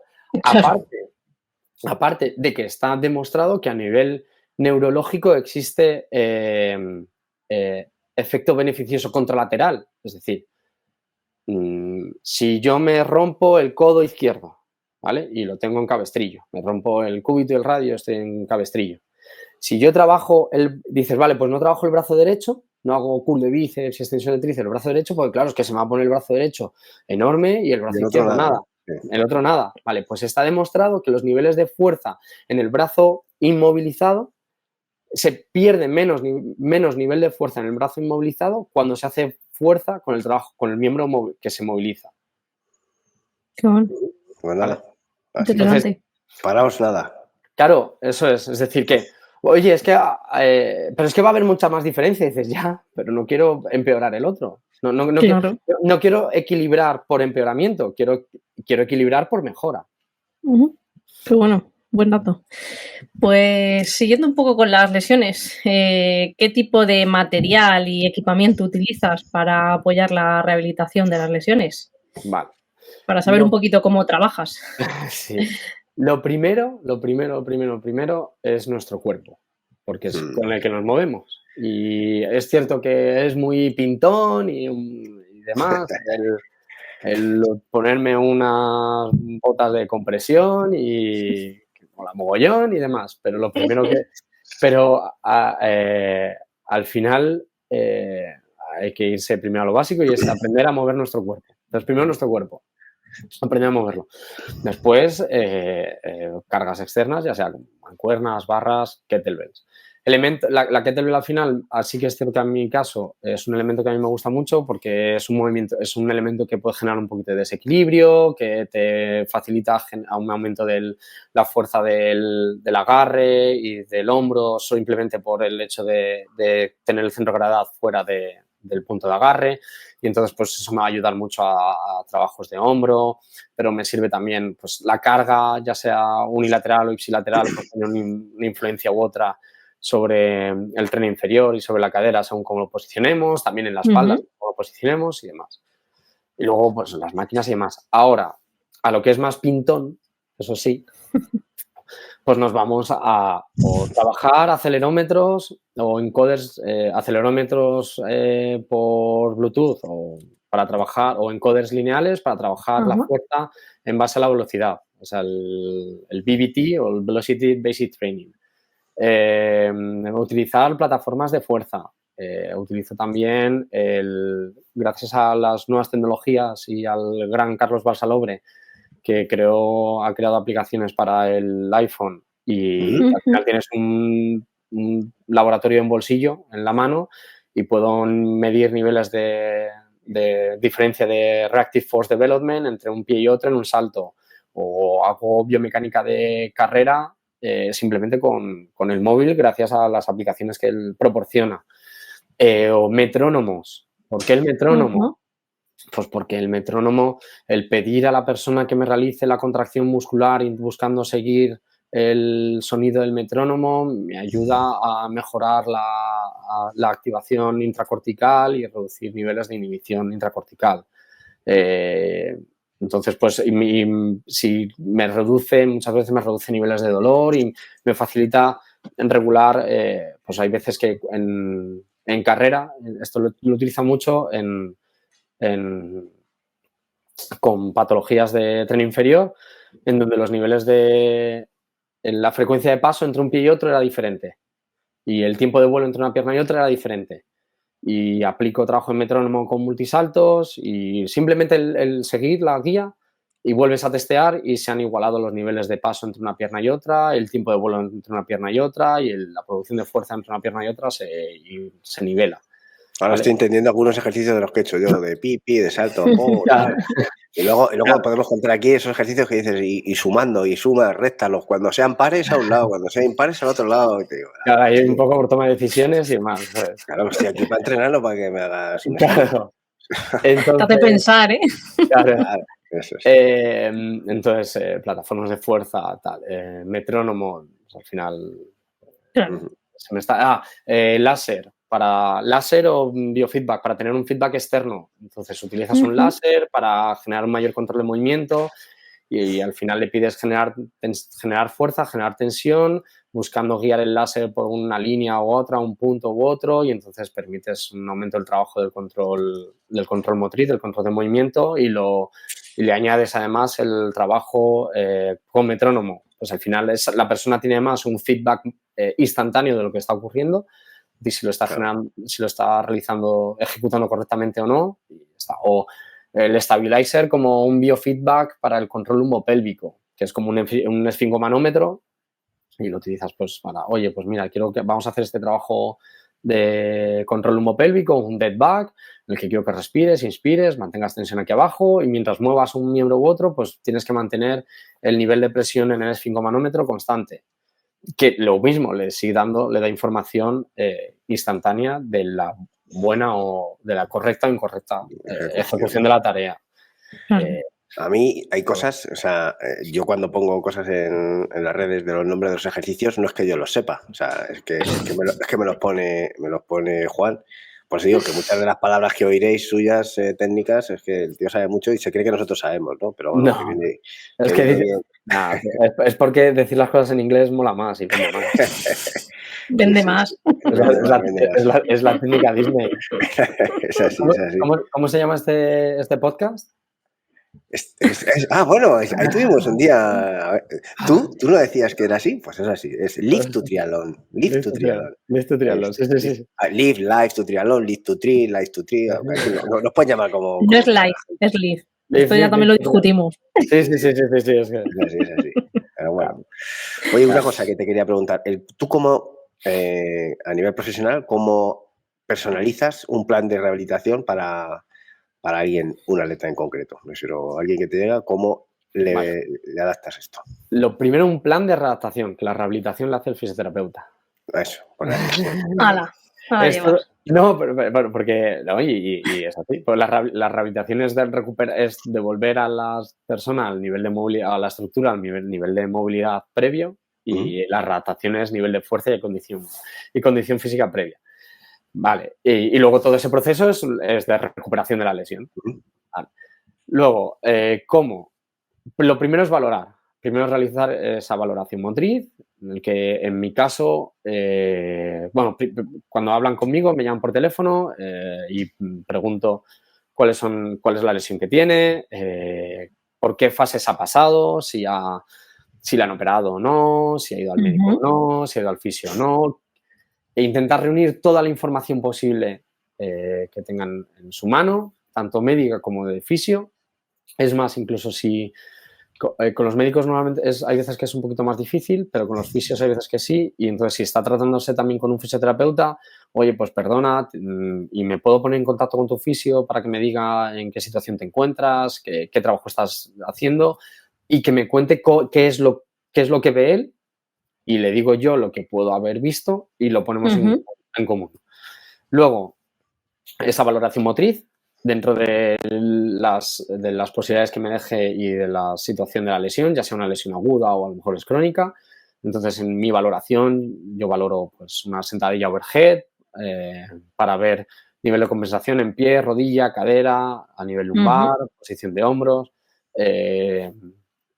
un step up a una pierna, para igual, valoro qué nivel de compensación puede haber a nivel bipodal y en otro a nivel unipodal.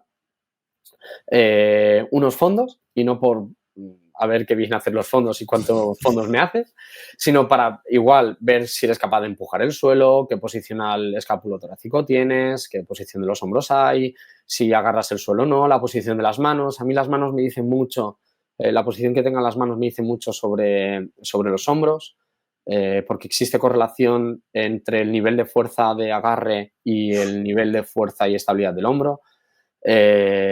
Posición lumbopélvica, hago un two-touch, llegar a tocar con los pies en el suelo, para no tanto por si llegas a tocar el suelo, sino para saber qué estrategias tienes en esa bisagra de cadera, si te desplazas hacia atrás, si no te desplazas, si se genera alguna curva, si se genera una curva uniforme en la columna, si se generan líneas rectas, si te quedas anclado delante o no. Entonces eso me va a decir qué estrategias tienes y cuál es la posición o no que tengas de la pelvis.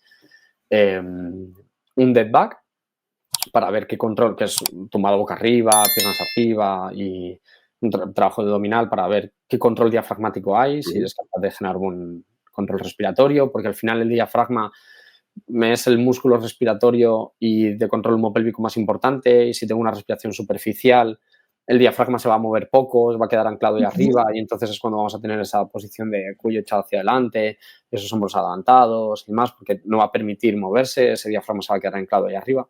Y también me va a modificar las posiciones de la pelvis y de la cadera. Y ya está. Ahí. No, y bastante. De hecho, me suenan todos. Según los ibas diciendo, estaba viéndome hacerlos. Y, joder, yo creo que he entrenado hoy ya. Y luego, en base a ello, pues así, a partir de ahí, con los datos que haya obtenido, pues empezamos a diseñar en base a dolor. También, porque aquí también, y luego, y entrevista al sujeto, que aquí es importante porque puede ser que mientras esté entrevistando a la persona me comente que le da miedo o que le da aprensión una serie de tareas u otras. Entonces, en base a ello, tendré que acercarme a esas tareas de una manera u otra. En Percal, por ejemplo, era con el squat glúteo una pierna. No, era con un split squat, si no recuerdo mal. Pero haciendo squat glúteo no tenía dolor. Entonces, sí, mientras que haciendo un squat glúteo una pierna es un ejercicio que es más agresivo hacia la cadera y demás, pues no tenía tanto dolor o tenía, pero era más con el split squat y entonces, bueno, pues al final ahí existe una respuesta diferente a nivel psicológico y cómo se enfrentan a las tareas. Sí, señor. Muy interesante. Me suena, sí. Y estabas hablando también del tema del entrenamiento de fuerza y se me ha quedado antes ahí pendiente el entrenamiento unilateral. ¿Qué importancia tiene para el triatleta? ¿Lo incorporarías en el día a día o solo en determinados casos? Toda y siempre. Y no solo para el triatleta, sino me dejas muy tranquila, porque no soy muy del entrenamiento unilateral. Sí, no solo para el triatleta, sino para cualquier deportista. Entonces, lo que pasa es que para triatletas o para deportistas de resistencia cobra más importancia porque quizás la producción de fuerza máxima no es tan importante, o sea, de producir grandes niveles de fuerza en un momento concreto no es tan importante como para un jugador de rugby o un powerlifter. Claro. ¿Vale? Entonces, ¿qué es lo de producir fuerza? Quizás un powerlifter genera niveles de fuerza máxima muy altos y levanta una carga altísima, tarda 0,6 milisegundos en llegar en producir la máxima fuerza, ¿vale? 0,6 milisegundos, pero en 600 milisegundos en producir su máxima cantidad de fuerza y 300 milisegundos en producir 200 newtons. Pero un triatleta tarda en producir esos 300 newtons en 200 milisegundos. Dices, vale, si es más fuerte el powerlifter, es capaz de producir mucha mayor fuerza. El triatleta a lo mejor produce esos 300 newtons en 200 milisegundos, pero la máxima producción de newtons que va a tener es 400. Estoy diciendo dos cifras al azar, no es. Sí. El 400. El powerlifter va a ser más fuerte que el triatleta, pero claro, el triatleta va a tener mayor capacidad, va a generar fuerza en menor tiempo que el powerlifter, que al final es lo que va a necesitar para su deporte. Lo que necesitáis vosotros como triatletas, no necesitáis producir grandes niveles de fuerza en un momento determinado, sino necesitáis producir la justa durante mucho tiempo y de forma repetida. ¿Vale? Claro. Ahora, ¿y cómo la producís? La producís a una pierna o a un brazo, de forma cíclica, pero a una pierna, ¿vale? Por lo tanto, tiene lógica entrenar de forma bilateral, pero tiene aún más lógica entrenar de forma unilateral, ¿vale? Porque es como vais a producir, porque es, digamos, la forma más funcional de cómo vais a producir fuerza. ¿Cuándo tiene lógica entrenar de forma bilateral? Cuando lo que queremos es aumentar los niveles de fuerza o someter al sistema a cargas externas mayores y altas. Es decir, cuando quiero desarrollar más fuerza voy a tener y quiero vencer cargas altas, necesito hacerlo a dos piernas o a dos brazos. Y si es con barra más que si es con mancuernas, porque no va a haber esa compensación.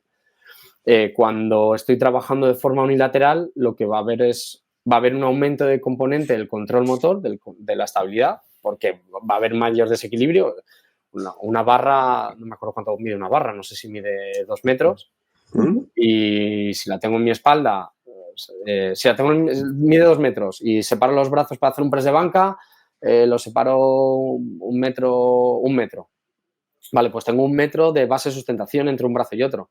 Mientras que si hago un press de pecho con mancuerna, es una mano y otra. ¿Y cuánto mide mi mano? 10 centímetros de base de sustentación y 10 centímetros. Pasamos de 1 metro a 10 centímetros por cada mano. Lo mismo con una sentadilla. Pasamos de tener una anchura de sentadilla en el que tengo una base de sustentación que mide 70 centímetros a el pie, que el ancho de mi pie y lo largo, que puede ser 15 centímetros por 30. Claro. O sea, que quiere decir que la historia está en lo que cambia la base de sustentación y en cómo... Y ese cambio de base de sustentación genera un aumento de desequilibrio, por lo tanto, genera un aumento de las necesidades de la estabilidad y del control. ¿Vale? Y eso. Pero claro, ¿qué ocurre? ¿Por qué? Que aquí como me vienen muchas cosas. ¿Cuándo es importante entrenar de forma bilateral en triatletas? Pues aquí ¿cuál es uno de los mayores déficits que se me presentan cuando viene un triatleta a entrenar conmigo? En que os sentís súper cómodos y maravillosamente cómodos en haciendo sentadillas y zancadas sin peso y todo sin peso y fondos con rodillas apoyadas y todo sin peso y subíamos al calojón y sin peso y en el momento que se os pone un poquito de carga, la mínima, muy poquito, todo vuestro sistema de estructura se cae por todos lados. Es decir, estáis muy acostumbrados a fluir, corréis, montáis en bici, nadáis y todo fluye y todo fluye y todo fluye, pero cuando aquí hay que generar tensión, cuando hay que poner la carne al asador y apretar, os caéis, os hundís. Entonces, claro, me facilita enseñaros a generar tensión, a aplicar fuerza. Siempre digo, entrenando fuerza, que hay veces que hay que enfadarse, que hay que cabrearse. Digo, enfádate conmigo. Digo, enfádate, digo, cabréate, lo que quieras, te digo lo que sea. Digo, pero enfádate porque necesito que generes tensión, necesito que generes fuerza, necesito que apliques tensión. Que ahora no quiero que fluyas. Fluye cuando vas corriendo. Cuando vas corriendo, fluye lo que quieras. Aquí necesito que apliques tensión. Aquí necesito que vayas fuerte, que vayas estable. ¿Por qué? Porque esa estabilidad después me la vas a aplicar fuera. Ya está. ¿Vale? Entonces, en esos momentos, cuando quiero enseñarlo, pues sí que es necesario. Eso con algunos me consta, conmigo, con Carlos, consigues. Lo de que nos enfademos lo consigues. No sé cómo lo haces, pero yo cuando veo a Carlos también, joder, vengo de estar con Juan, madre mía, bueno, o sea que lo consigues. O sea, objetivo cumplido. No, pero Carlos muchas veces viene venía así y, hostia, me voy ahora flotando. Digo, pues entonces... No, eso te lo claro. O sea, el tío viene... Veo con dolor de espalda, hostia, me voy que ya no me duele. Digo, vale, pues ya está. Sí. Qué bueno. La verdad. Nos quejamos, pero luego es lo que hay. Bueno, pues queda claro, entrenamiento unilateral. Sí, pero unilateral también queda claro que no es solamente de un lado, sino que hay que entrenar bien. Es de un lado, pero hay que entrenar bien. Y con carga y rango de movimiento completo, por favor. Que cuando se haga una zancada, la rodilla toque el suelo, no se quede a 3 metros del suelo, ¿eh? Sí, porque esto hay gente que dice unilateral, bueno, entré en un lado y ya está, eso es el descanso. El descanso es fundamental, sí, es fundamental, pero si entrenas, ¿sabes? Si no, tampoco vas a estar todo el día descansando. O descansar, pero para descansar no hace falta verse 5 vídeos de TikTok entre una serie y otra. Está claro. Bueno, pasando un poco ya de fuerza, que yo estoy cansado, macho, de subir pesas y demás, vamos a pasar a otro tema, que es el tema del estiramiento. ¿Tú cómo ves el tema del estiramiento? ¿Crees que es...? El tema. Me gusta mucho cuando es el tema. El tema, eso.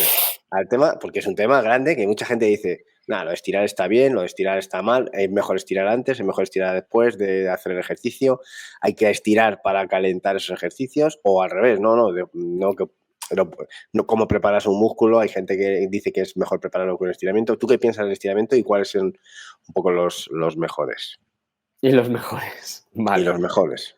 Quiero que te mojes. Lo primero sería pensar cuál es el objetivo del estiramiento. ¿Qué queremos conseguir con ese estiramiento? ¿Queremos ganar? Si hay un protocolo, o tú qué recomiendas, oye, yo voy a correr o voy a hacer una sesión hoy de entrenamiento, ¿tengo que calentar antes o no? ¿O cómo hago? ¿Qué hago? Estirar para calentar, difícil, pues no te vas a estar moviendo. No sé que hagas un estiramiento balístico y para eso ya tienes que estar un poquito caliente antes. Si no estás precalentado, por decirlo de un modo, con tu temperatura un poquito más alta, no hagas un estiramiento balístico. Entonces, eso, lo primero. Ahora, ¿estirar para qué? Si es estirar para prevenir una lesión o para reducir el índice lesional, está demostrado que estirar por sí mismo no es efectivo. No lo es. Está demostrado que el entrenamiento de fuerza comparado, volvemos a la fuerza y vamos a volver siempre a la fuerza comparado con el estirar es más efectivo fuerza que estirar. Y también es cierto que está demostrado en otro protocolo con fuerza más estiramiento, el más efectivo de todos es fuerza más estiramiento a nivel de reducir el riesgo de sufrir una lesión. Vale. Eso es lo que dice la ciencia. Ahora, la ciencia también dice que dices, vale, estiro para elongar el músculo. ¿Vale? La ciencia también dice que estirando no se consigue elongar el músculo. ¿vale? No se producen cambios estructurales en el músculo cuando se estira. O sea, tú lo estiras, sí, lo estiras, lo elongas, pero no creas unidades contráctiles, no van aumentando las unidades contráctiles. La longitud del músculo es, y ya está. Y por mucho que estire, no van a aumentar, no se va a hacer más largo. No es que lo he hecho más largo, no lo haces más largo. Lo que está demostrado es que cuando tú estiras y aumentas el rango de movimiento gracias al estiramiento, lo que haces es aumentar tu tolerancia al dolor. Es decir, tú te posicionas en una posición que te es incómoda y por vivir experiencias en esa posición, en esa situación, tu cerebro empieza a interpretarlo como algo habitual y deja de analizar, deja enviar una señal de riesgo y entonces lo que hace es como, vale, pues deja de emitir señal de dolor, ¿vale? Y ya no duele y te permite aumentar el rango de movimiento, ¿vale? Bien. Entonces, por eso aumentamos rango de movimiento con el estiramiento. Vale. ¿Lo recomiendo? Depende. ¿Lo recomiendo para calentar? No. ¿Lo recomiendo para la vuelta a la calma? O sea, un momento. ¿Lo recomiendo para calentar? Si tú te encuentras bien, si te gusta y te sientas bien, hazlo. ¿Lo recomiendo para la vuelta a la calma? Si tú te encuentras bien y te gusta, hazlo. ¿Vale? Pero no es algo obligatorio para mí. Si lo que quieres es aumentar el rango de movimiento, lo que tienes que hacer es generar tensión en esos rangos de movimiento. Es decir, si yo quiero aumentar mi movilidad del tobillo, por ejemplo, aumentar la movilidad del tobillo, mira, esa la vivo a menudo. Sí. Es que no tengo tengo menos movilidad de tobillo en un pie que en otro. Y mira, es que aquí me ocurre. Y además noto un tope en el tobillo. Pero te pones a analizar, es este papa una pierna, es cómo sube una pierna y baja, y ves que ese tobillo se hunde y que no baja, y que su cadera no baja tanto. Y en el momento que le colocas, le sitúas y le obligas a posicionarse sobre ese pie, a ir con esa rodilla alineada sobre el segundo o tercer dedo, a que esa cadera esté encima y demás, de repente esa rodilla empieza a aumentar el desplazamiento hacia adelante, es decir, cuando la rodilla desplaza hacia adelante, aumenta el rango de movimiento del tobillo. Este es el pie y esta es la tibia, ¿vale? Sí. Y yo, si mi puño es la rodilla, estoy yendo hacia adelante, mi rodilla se está desplazando hacia adelante, por lo tanto está aumentando la movilidad del tobillo. Esta parte de atrás sería el gemelo. Vale, pues se aumenta esa movilidad gracias al mejoramiento de la posición encima del pie. Es decir, y aumenta la fuerza de la cadera, aumenta la tensión general del glúteo y demás. Vale, entonces, el déficit de movilidad del tobillo es producido porque no soy capaz de generar fuerza suficiente a nivel de cadera, de glúteo mayor y demás. O porque tengo un problema estructural. A lo mejor puede ser que haya un problema estructural en el tobillo, también puede ser. Pero la inmensa mayoría de las veces es porque el glúteo no es capaz de generar fuerza suficiente, por lo tanto no permite descender la cadera lo suficiente, por lo tanto no permite desplazar la rodilla hacia adelante lo suficiente, por lo tanto no permite generar movilidad de tobillo suficiente, ¿vale? Entonces, al final lo que necesitamos es aplicar fuerza en rangos, en los rangos límites. Es vivir experiencias de fuerza y generando tensión en rangos límites. Ahora, estiramiento y dolor. Sí que está demostrado que realizar estiramientos pasivos genera analgesia. Es decir, me duele, tengo un problema de una pseudociática, empezamos a trabajar y a estirar de forma pasiva piramidal y glúteo medio y buscamos elongar musculatura posterior de la espalda, entonces, y generar tensión en isquios para elongar musculatura posterior de la espalda y demás. Genera analgesia y me ayuda o sea, reduce el nivel de dolor. ¿Cuánto tiempo? ¿Me voy a tirar 10 minutos en esa posición? No. Me tiro 1 minuto, minuto y medio, 2, 3 series, me son suficientes. Y después de ello, aplico tensión, aplico fuerza. ¿Existe sobrecarga? Es un momento, típico momento de entrenado fuerza y justo posteriormente me pongo a correr. Entreno fuerza fuerte y me pongo a correr. O me pongo me pongo a correr y me pongo a hacer series.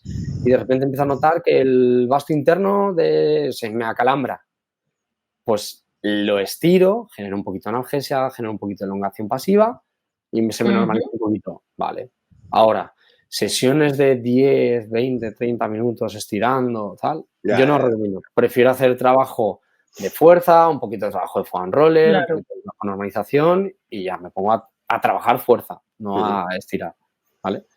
Entonces, ahí es la parte, con los estiramientos es un depende. No los odio, me gustan, pero depende. Depende de qué caso. Claro. Sí, al final también un poco lo que cada uno le vaya yendo bien, claro, ¿sabes? Que no pensando en que te vaya a producir una mejora, sino simplemente que, bueno, a lo mejor te encuentras bien estirando justo cuando acabas de correr. Yo, por ejemplo, no. Eso es. Claro, eso es. O sea, prefiero que se haga un poquito de trabajo de foam roller, que genera un poquito de anestesia posterior y, bueno, y ya está. Claro. Entonces, o sea, sí que está demostrado que previo a la competición hacer sesiones de estiramiento largas, entrenamientos de estiramiento, reduce el rendimiento, reduce el nivel de producción de fuerza. Es decir, bueno, me pongo a estirar 2 minutos el isquio, está demostrado que 3 minutos está demostrado que reduce el nivel de potencia de salto, el nivel de altura de salto. Por ello se empezó a decir, no se estira antes de competir. Y dices, bueno, depende. He tenido, cuando era preparador físico en rugby y en fútbol, había deportistas que es que se sentían bien haciendo un poquito de estiramiento de cuádriceps, isquio. ¿Quién no lo ha hecho antes de una carrera? Sí, claro. Que se pone a estirar un poquito el isquio y el cuádriceps antes de salir. Que nota un poquito tenso y lo hace. Y de forma automática. Automática, sí. Pues ya está. Bueno, al final igual genera un poquito de tensión en el músculo también. También, porque esa tensión genera esa activación, genera calor que llega a la zona, no sé. Un poco. En el entrenamiento hay muchas cosas que son teorías, que no dejan de ser teorías y todo queda por demostrar. Y son maravillosas teorías, te las puedes querer o no. Y entonces, hay una, por ejemplo, que habla del estar... Es que mi asiento es un fútbol, así que por eso me puedo girar. Y entonces tú estás enfrente del ordenador y lo típico es que te empiezas a curvar. Y dicen, vale, terminas después del ordenador y estás y dices, ¡guau! Tengo que estirar la espalda. Y dices, si no estás estirando la espalda. La espalda, si acaso, estaba estirada aquí, que estaba curvada. Lo que estás es contrayéndola. Estoy estirando la parte anterior, que era la que estaba cortada. Claro. Entonces, incluso con lo que dices de que generas un poquito de tensión, justamente es eso. Es decir, oye, pues estiro el cuádriceps y también estoy acortando el isquio. Es decir, lo que estiras por un lado, lo cortas por otro. Y entonces, bueno. Pues sí. Bien. Y otra cosita que nos surge en tema alimentación. Que llevamos hora y media, eso lo digo. Vale, ya. Es que se me van ocurriendo más cosas. En tema de alimentación, ¿hay suplementos que tú veas que son importantes en el deportista para que nos viene mejor para las articulaciones, para prevenir lesiones o demás? Vale, no soy amigo de... o sea, primero, soy redactador, soy licenciado en Ciencia de la Actividad Física y el Deporte, no soy nutricionista. Claro. Entonces, mi nivel de nutrición es limitado. Lo que sí que... Entonces, también soy de la opinión, es cierto, de que el nivel de suplementación tiene que ser el justo. También por aprender a llevar una nutrición lo más equilibrada posible y que esté menos liderada por la suplementación. Ahora, esto no quiere decir que no esté a favor de suplementación y que está demostrado, por supuesto, que es efectiva para la mejora del rendimiento. Al final, la prevención y rendimiento hemos visto que va de la mano, ¿vale? Cuanto más prevengas y entonces al rendimiento cafeína, está claro, y te va a ayudar a rendir mejor tanto en entrenamiento como en competición. Efectos secundarios, pues ir al baño. Luego, proteína, por supuesto, post-entrenamiento. Oye, BCAAs y glutamina, tómate proteína y ya te estás tomando los BCAAs y la glutamina. Claro. ¿Vale? Y ya está. Entonces dices, no, es que como recuperador me tomo glutamina y BCAAs y dices, bueno, pues ahorra dinero comprándote solo el batido de proteína. Y ya está. ¿Y por qué post-entrenamiento? Para ayudarte de esa ventana anabólica si has hecho entrenamiento de fuerza o ayudar a recuperación muscular después de sesiones de larga duración de trabajo de resistencia, porque al final se va a producir siempre una rotura fibrilar, un daño muscular después de sesiones largas. Entonces, oye, ¿qué voy a necesitar? Pues lo básico, comer carbohidratos a saco y comer proteína para ayudar a esa recuperación muscular. Zinc, magnesio y vitamina B6 como recuperador muscular y mantenimiento de niveles de testosterona hormonales y creatina para mejorar el rendimiento entre esfuerzos cortos, de corta duración y N-acetilcisteína, en mi caso, pues un poco precursor del glutatión y ayuda al sistema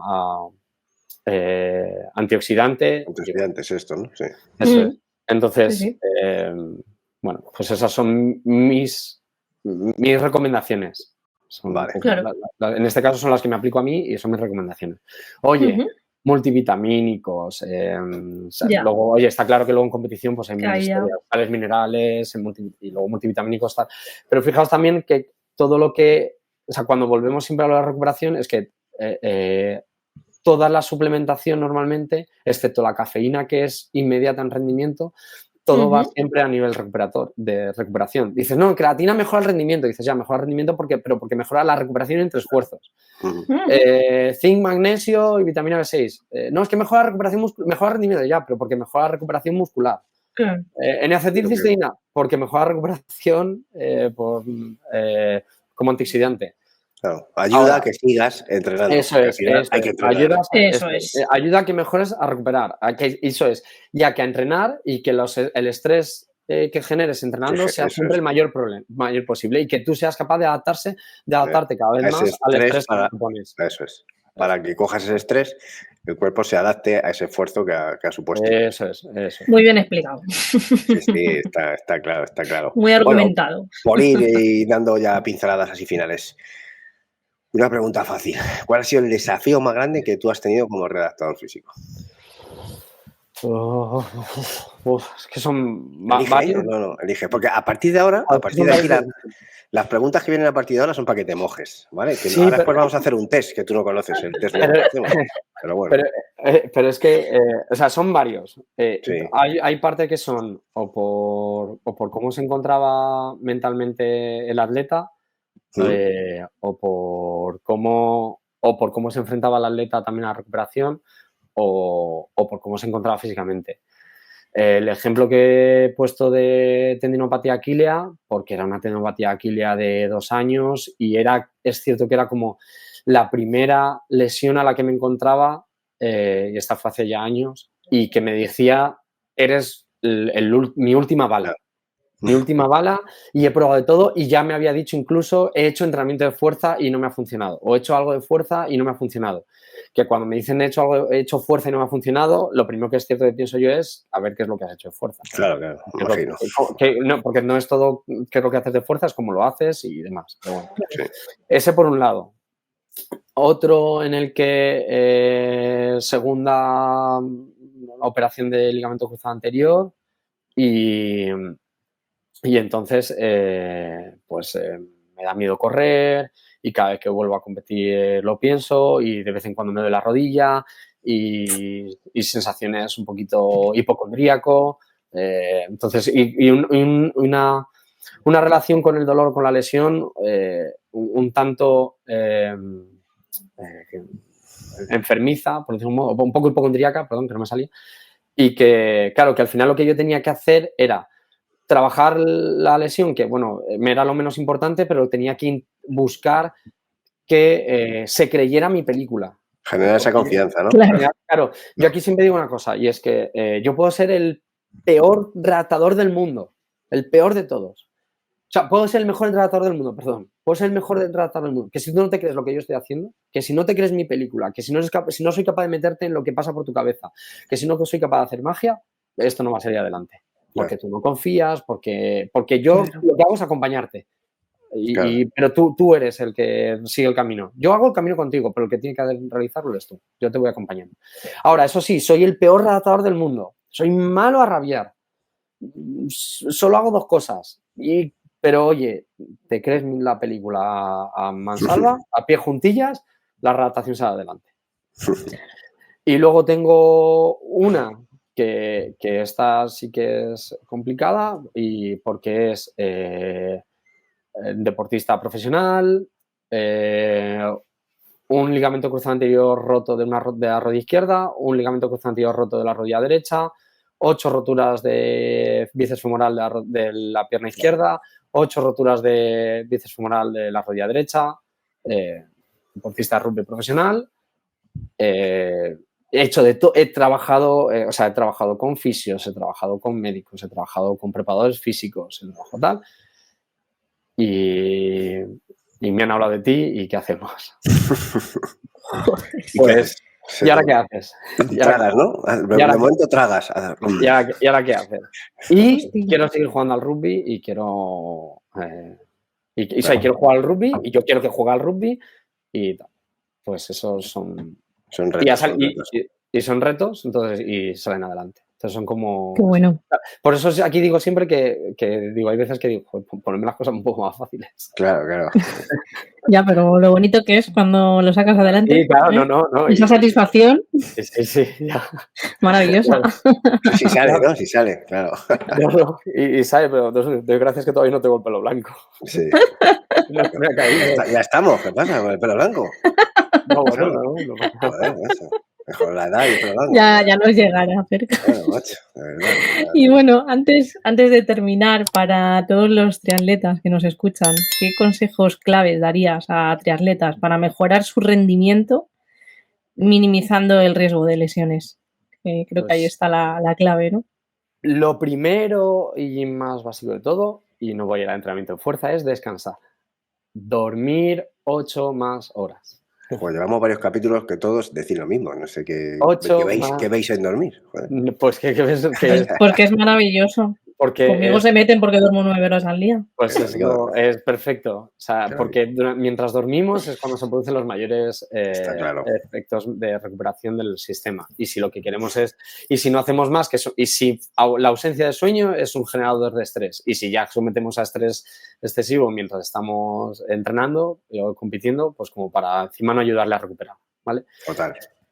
Luego, claro, porque si, no duermo, pero me compro las botas de compresión que son súper chulas, se han visto y es que esto de poco también. Es que esto se lo he visto no sé quién y esto es la hostia, me lo han dicho y tal. Y dices, ¿y cuánto duermes? 6 horas. Y dices, pues oye, pues muy bonitas las botas, pero lo básico no lo estás cumpliendo. A mí aquí me gusta mucho la regla del 80-20. O sea, del 20-80. En este caso es 20-80. Si haces el 20% de las cosas bien, obtienes el 80% del resultado. Ahora, claro, es cierto, para conseguir el 20% restante ya tienes que hacer el 80% restante, pero lo primordial es el 20%, que es lo básico. ¿Vale? Luego, comer bien, tener una nutrición equilibrada.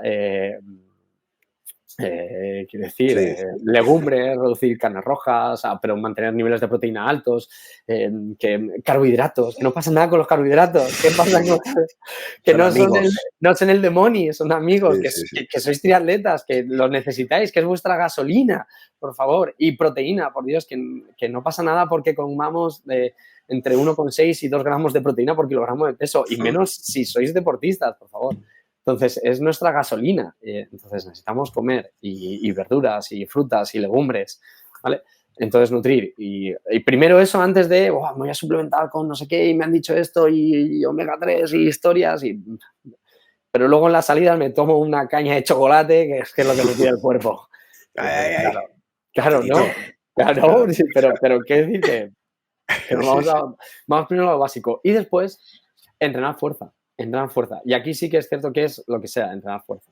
Entrenar fuerza, porque está demostrado, había un estudio de Íñigo Mújica en el que entrenando fuerza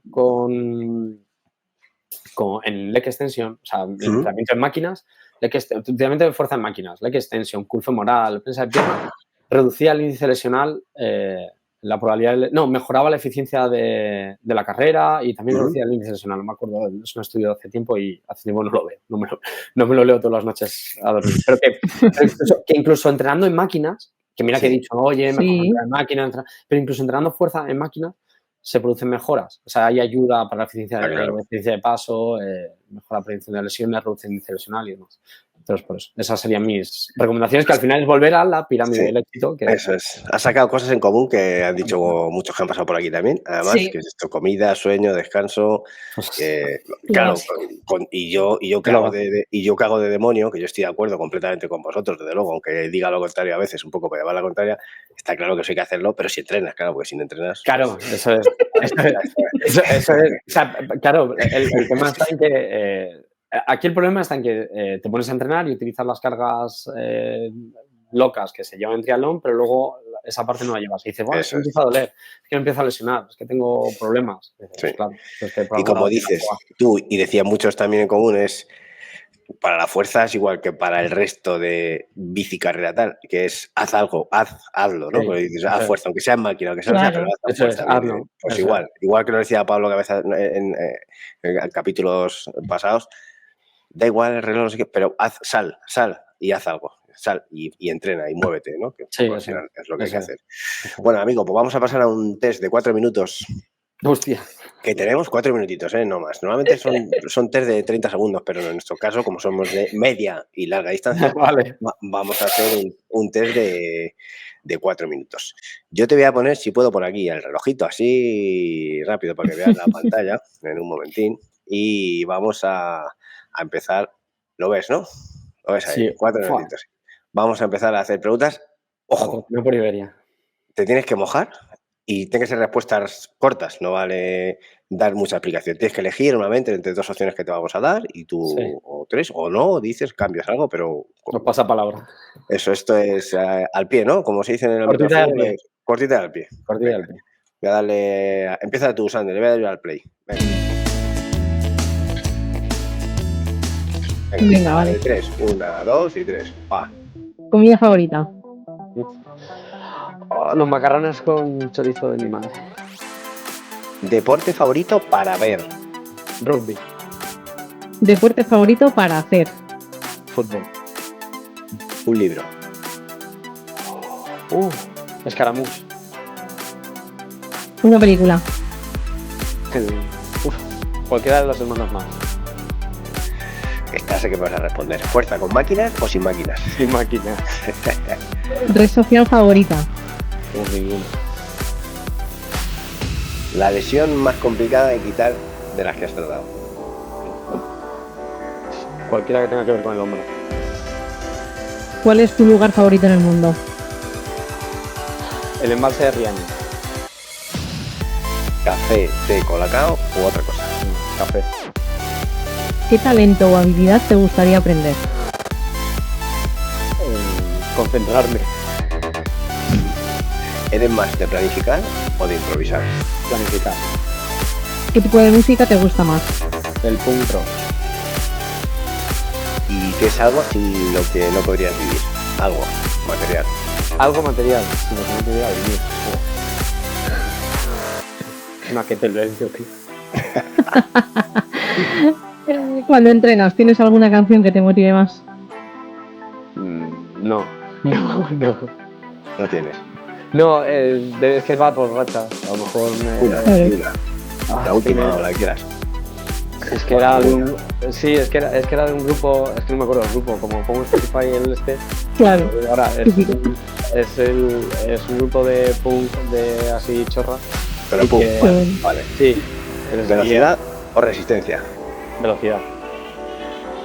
¿Airos o CrossFit? ¿Airox o CrossFit? Tienes que elegir, ¿eh?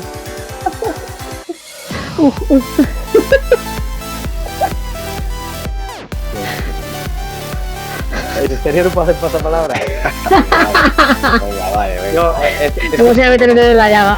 No, es que los dos me gustan y los dos me gustan y los dos por igual, entonces sí, me cojo cosas positivas y negativas de los dos. Claro. Venga, va, volumen o intensidad. Intensidad. ¿Entrenamiento por la mañana o por la tarde? Me gustaría por la mañana, pero entreno por la tarde. Vale. Si corrieras, si corres de vez en cuando, ¿en la playa o en la montaña? En la montaña. ¿Entrenamiento outdoor o indoor? Depende. Si hago resistencia outdoor, si hago fuerza indoor. ¿Rendimiento físico o mental? Esta es difícil. Amigo. Es que son complementarios. Es que sin rendimiento mental, que sin rendimiento mental no es rendimiento físico. ¿Eres más de cuerpo o de mente? Más de mente. Esto lo voy a cortar. y puedes ponerlo así perfecto. Esto lo voy a cortar.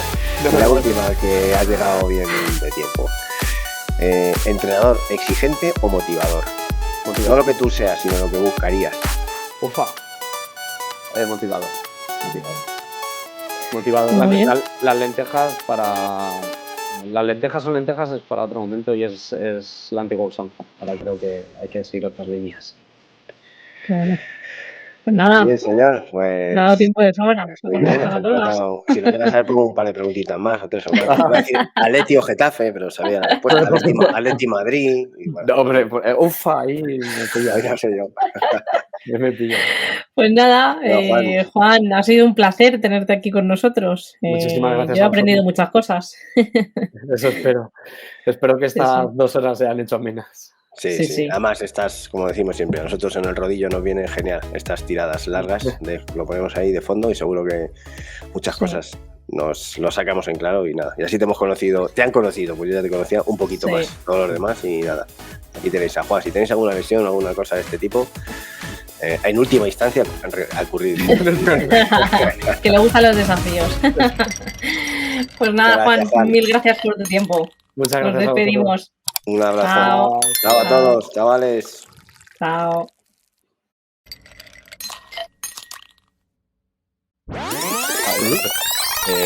Acumulado.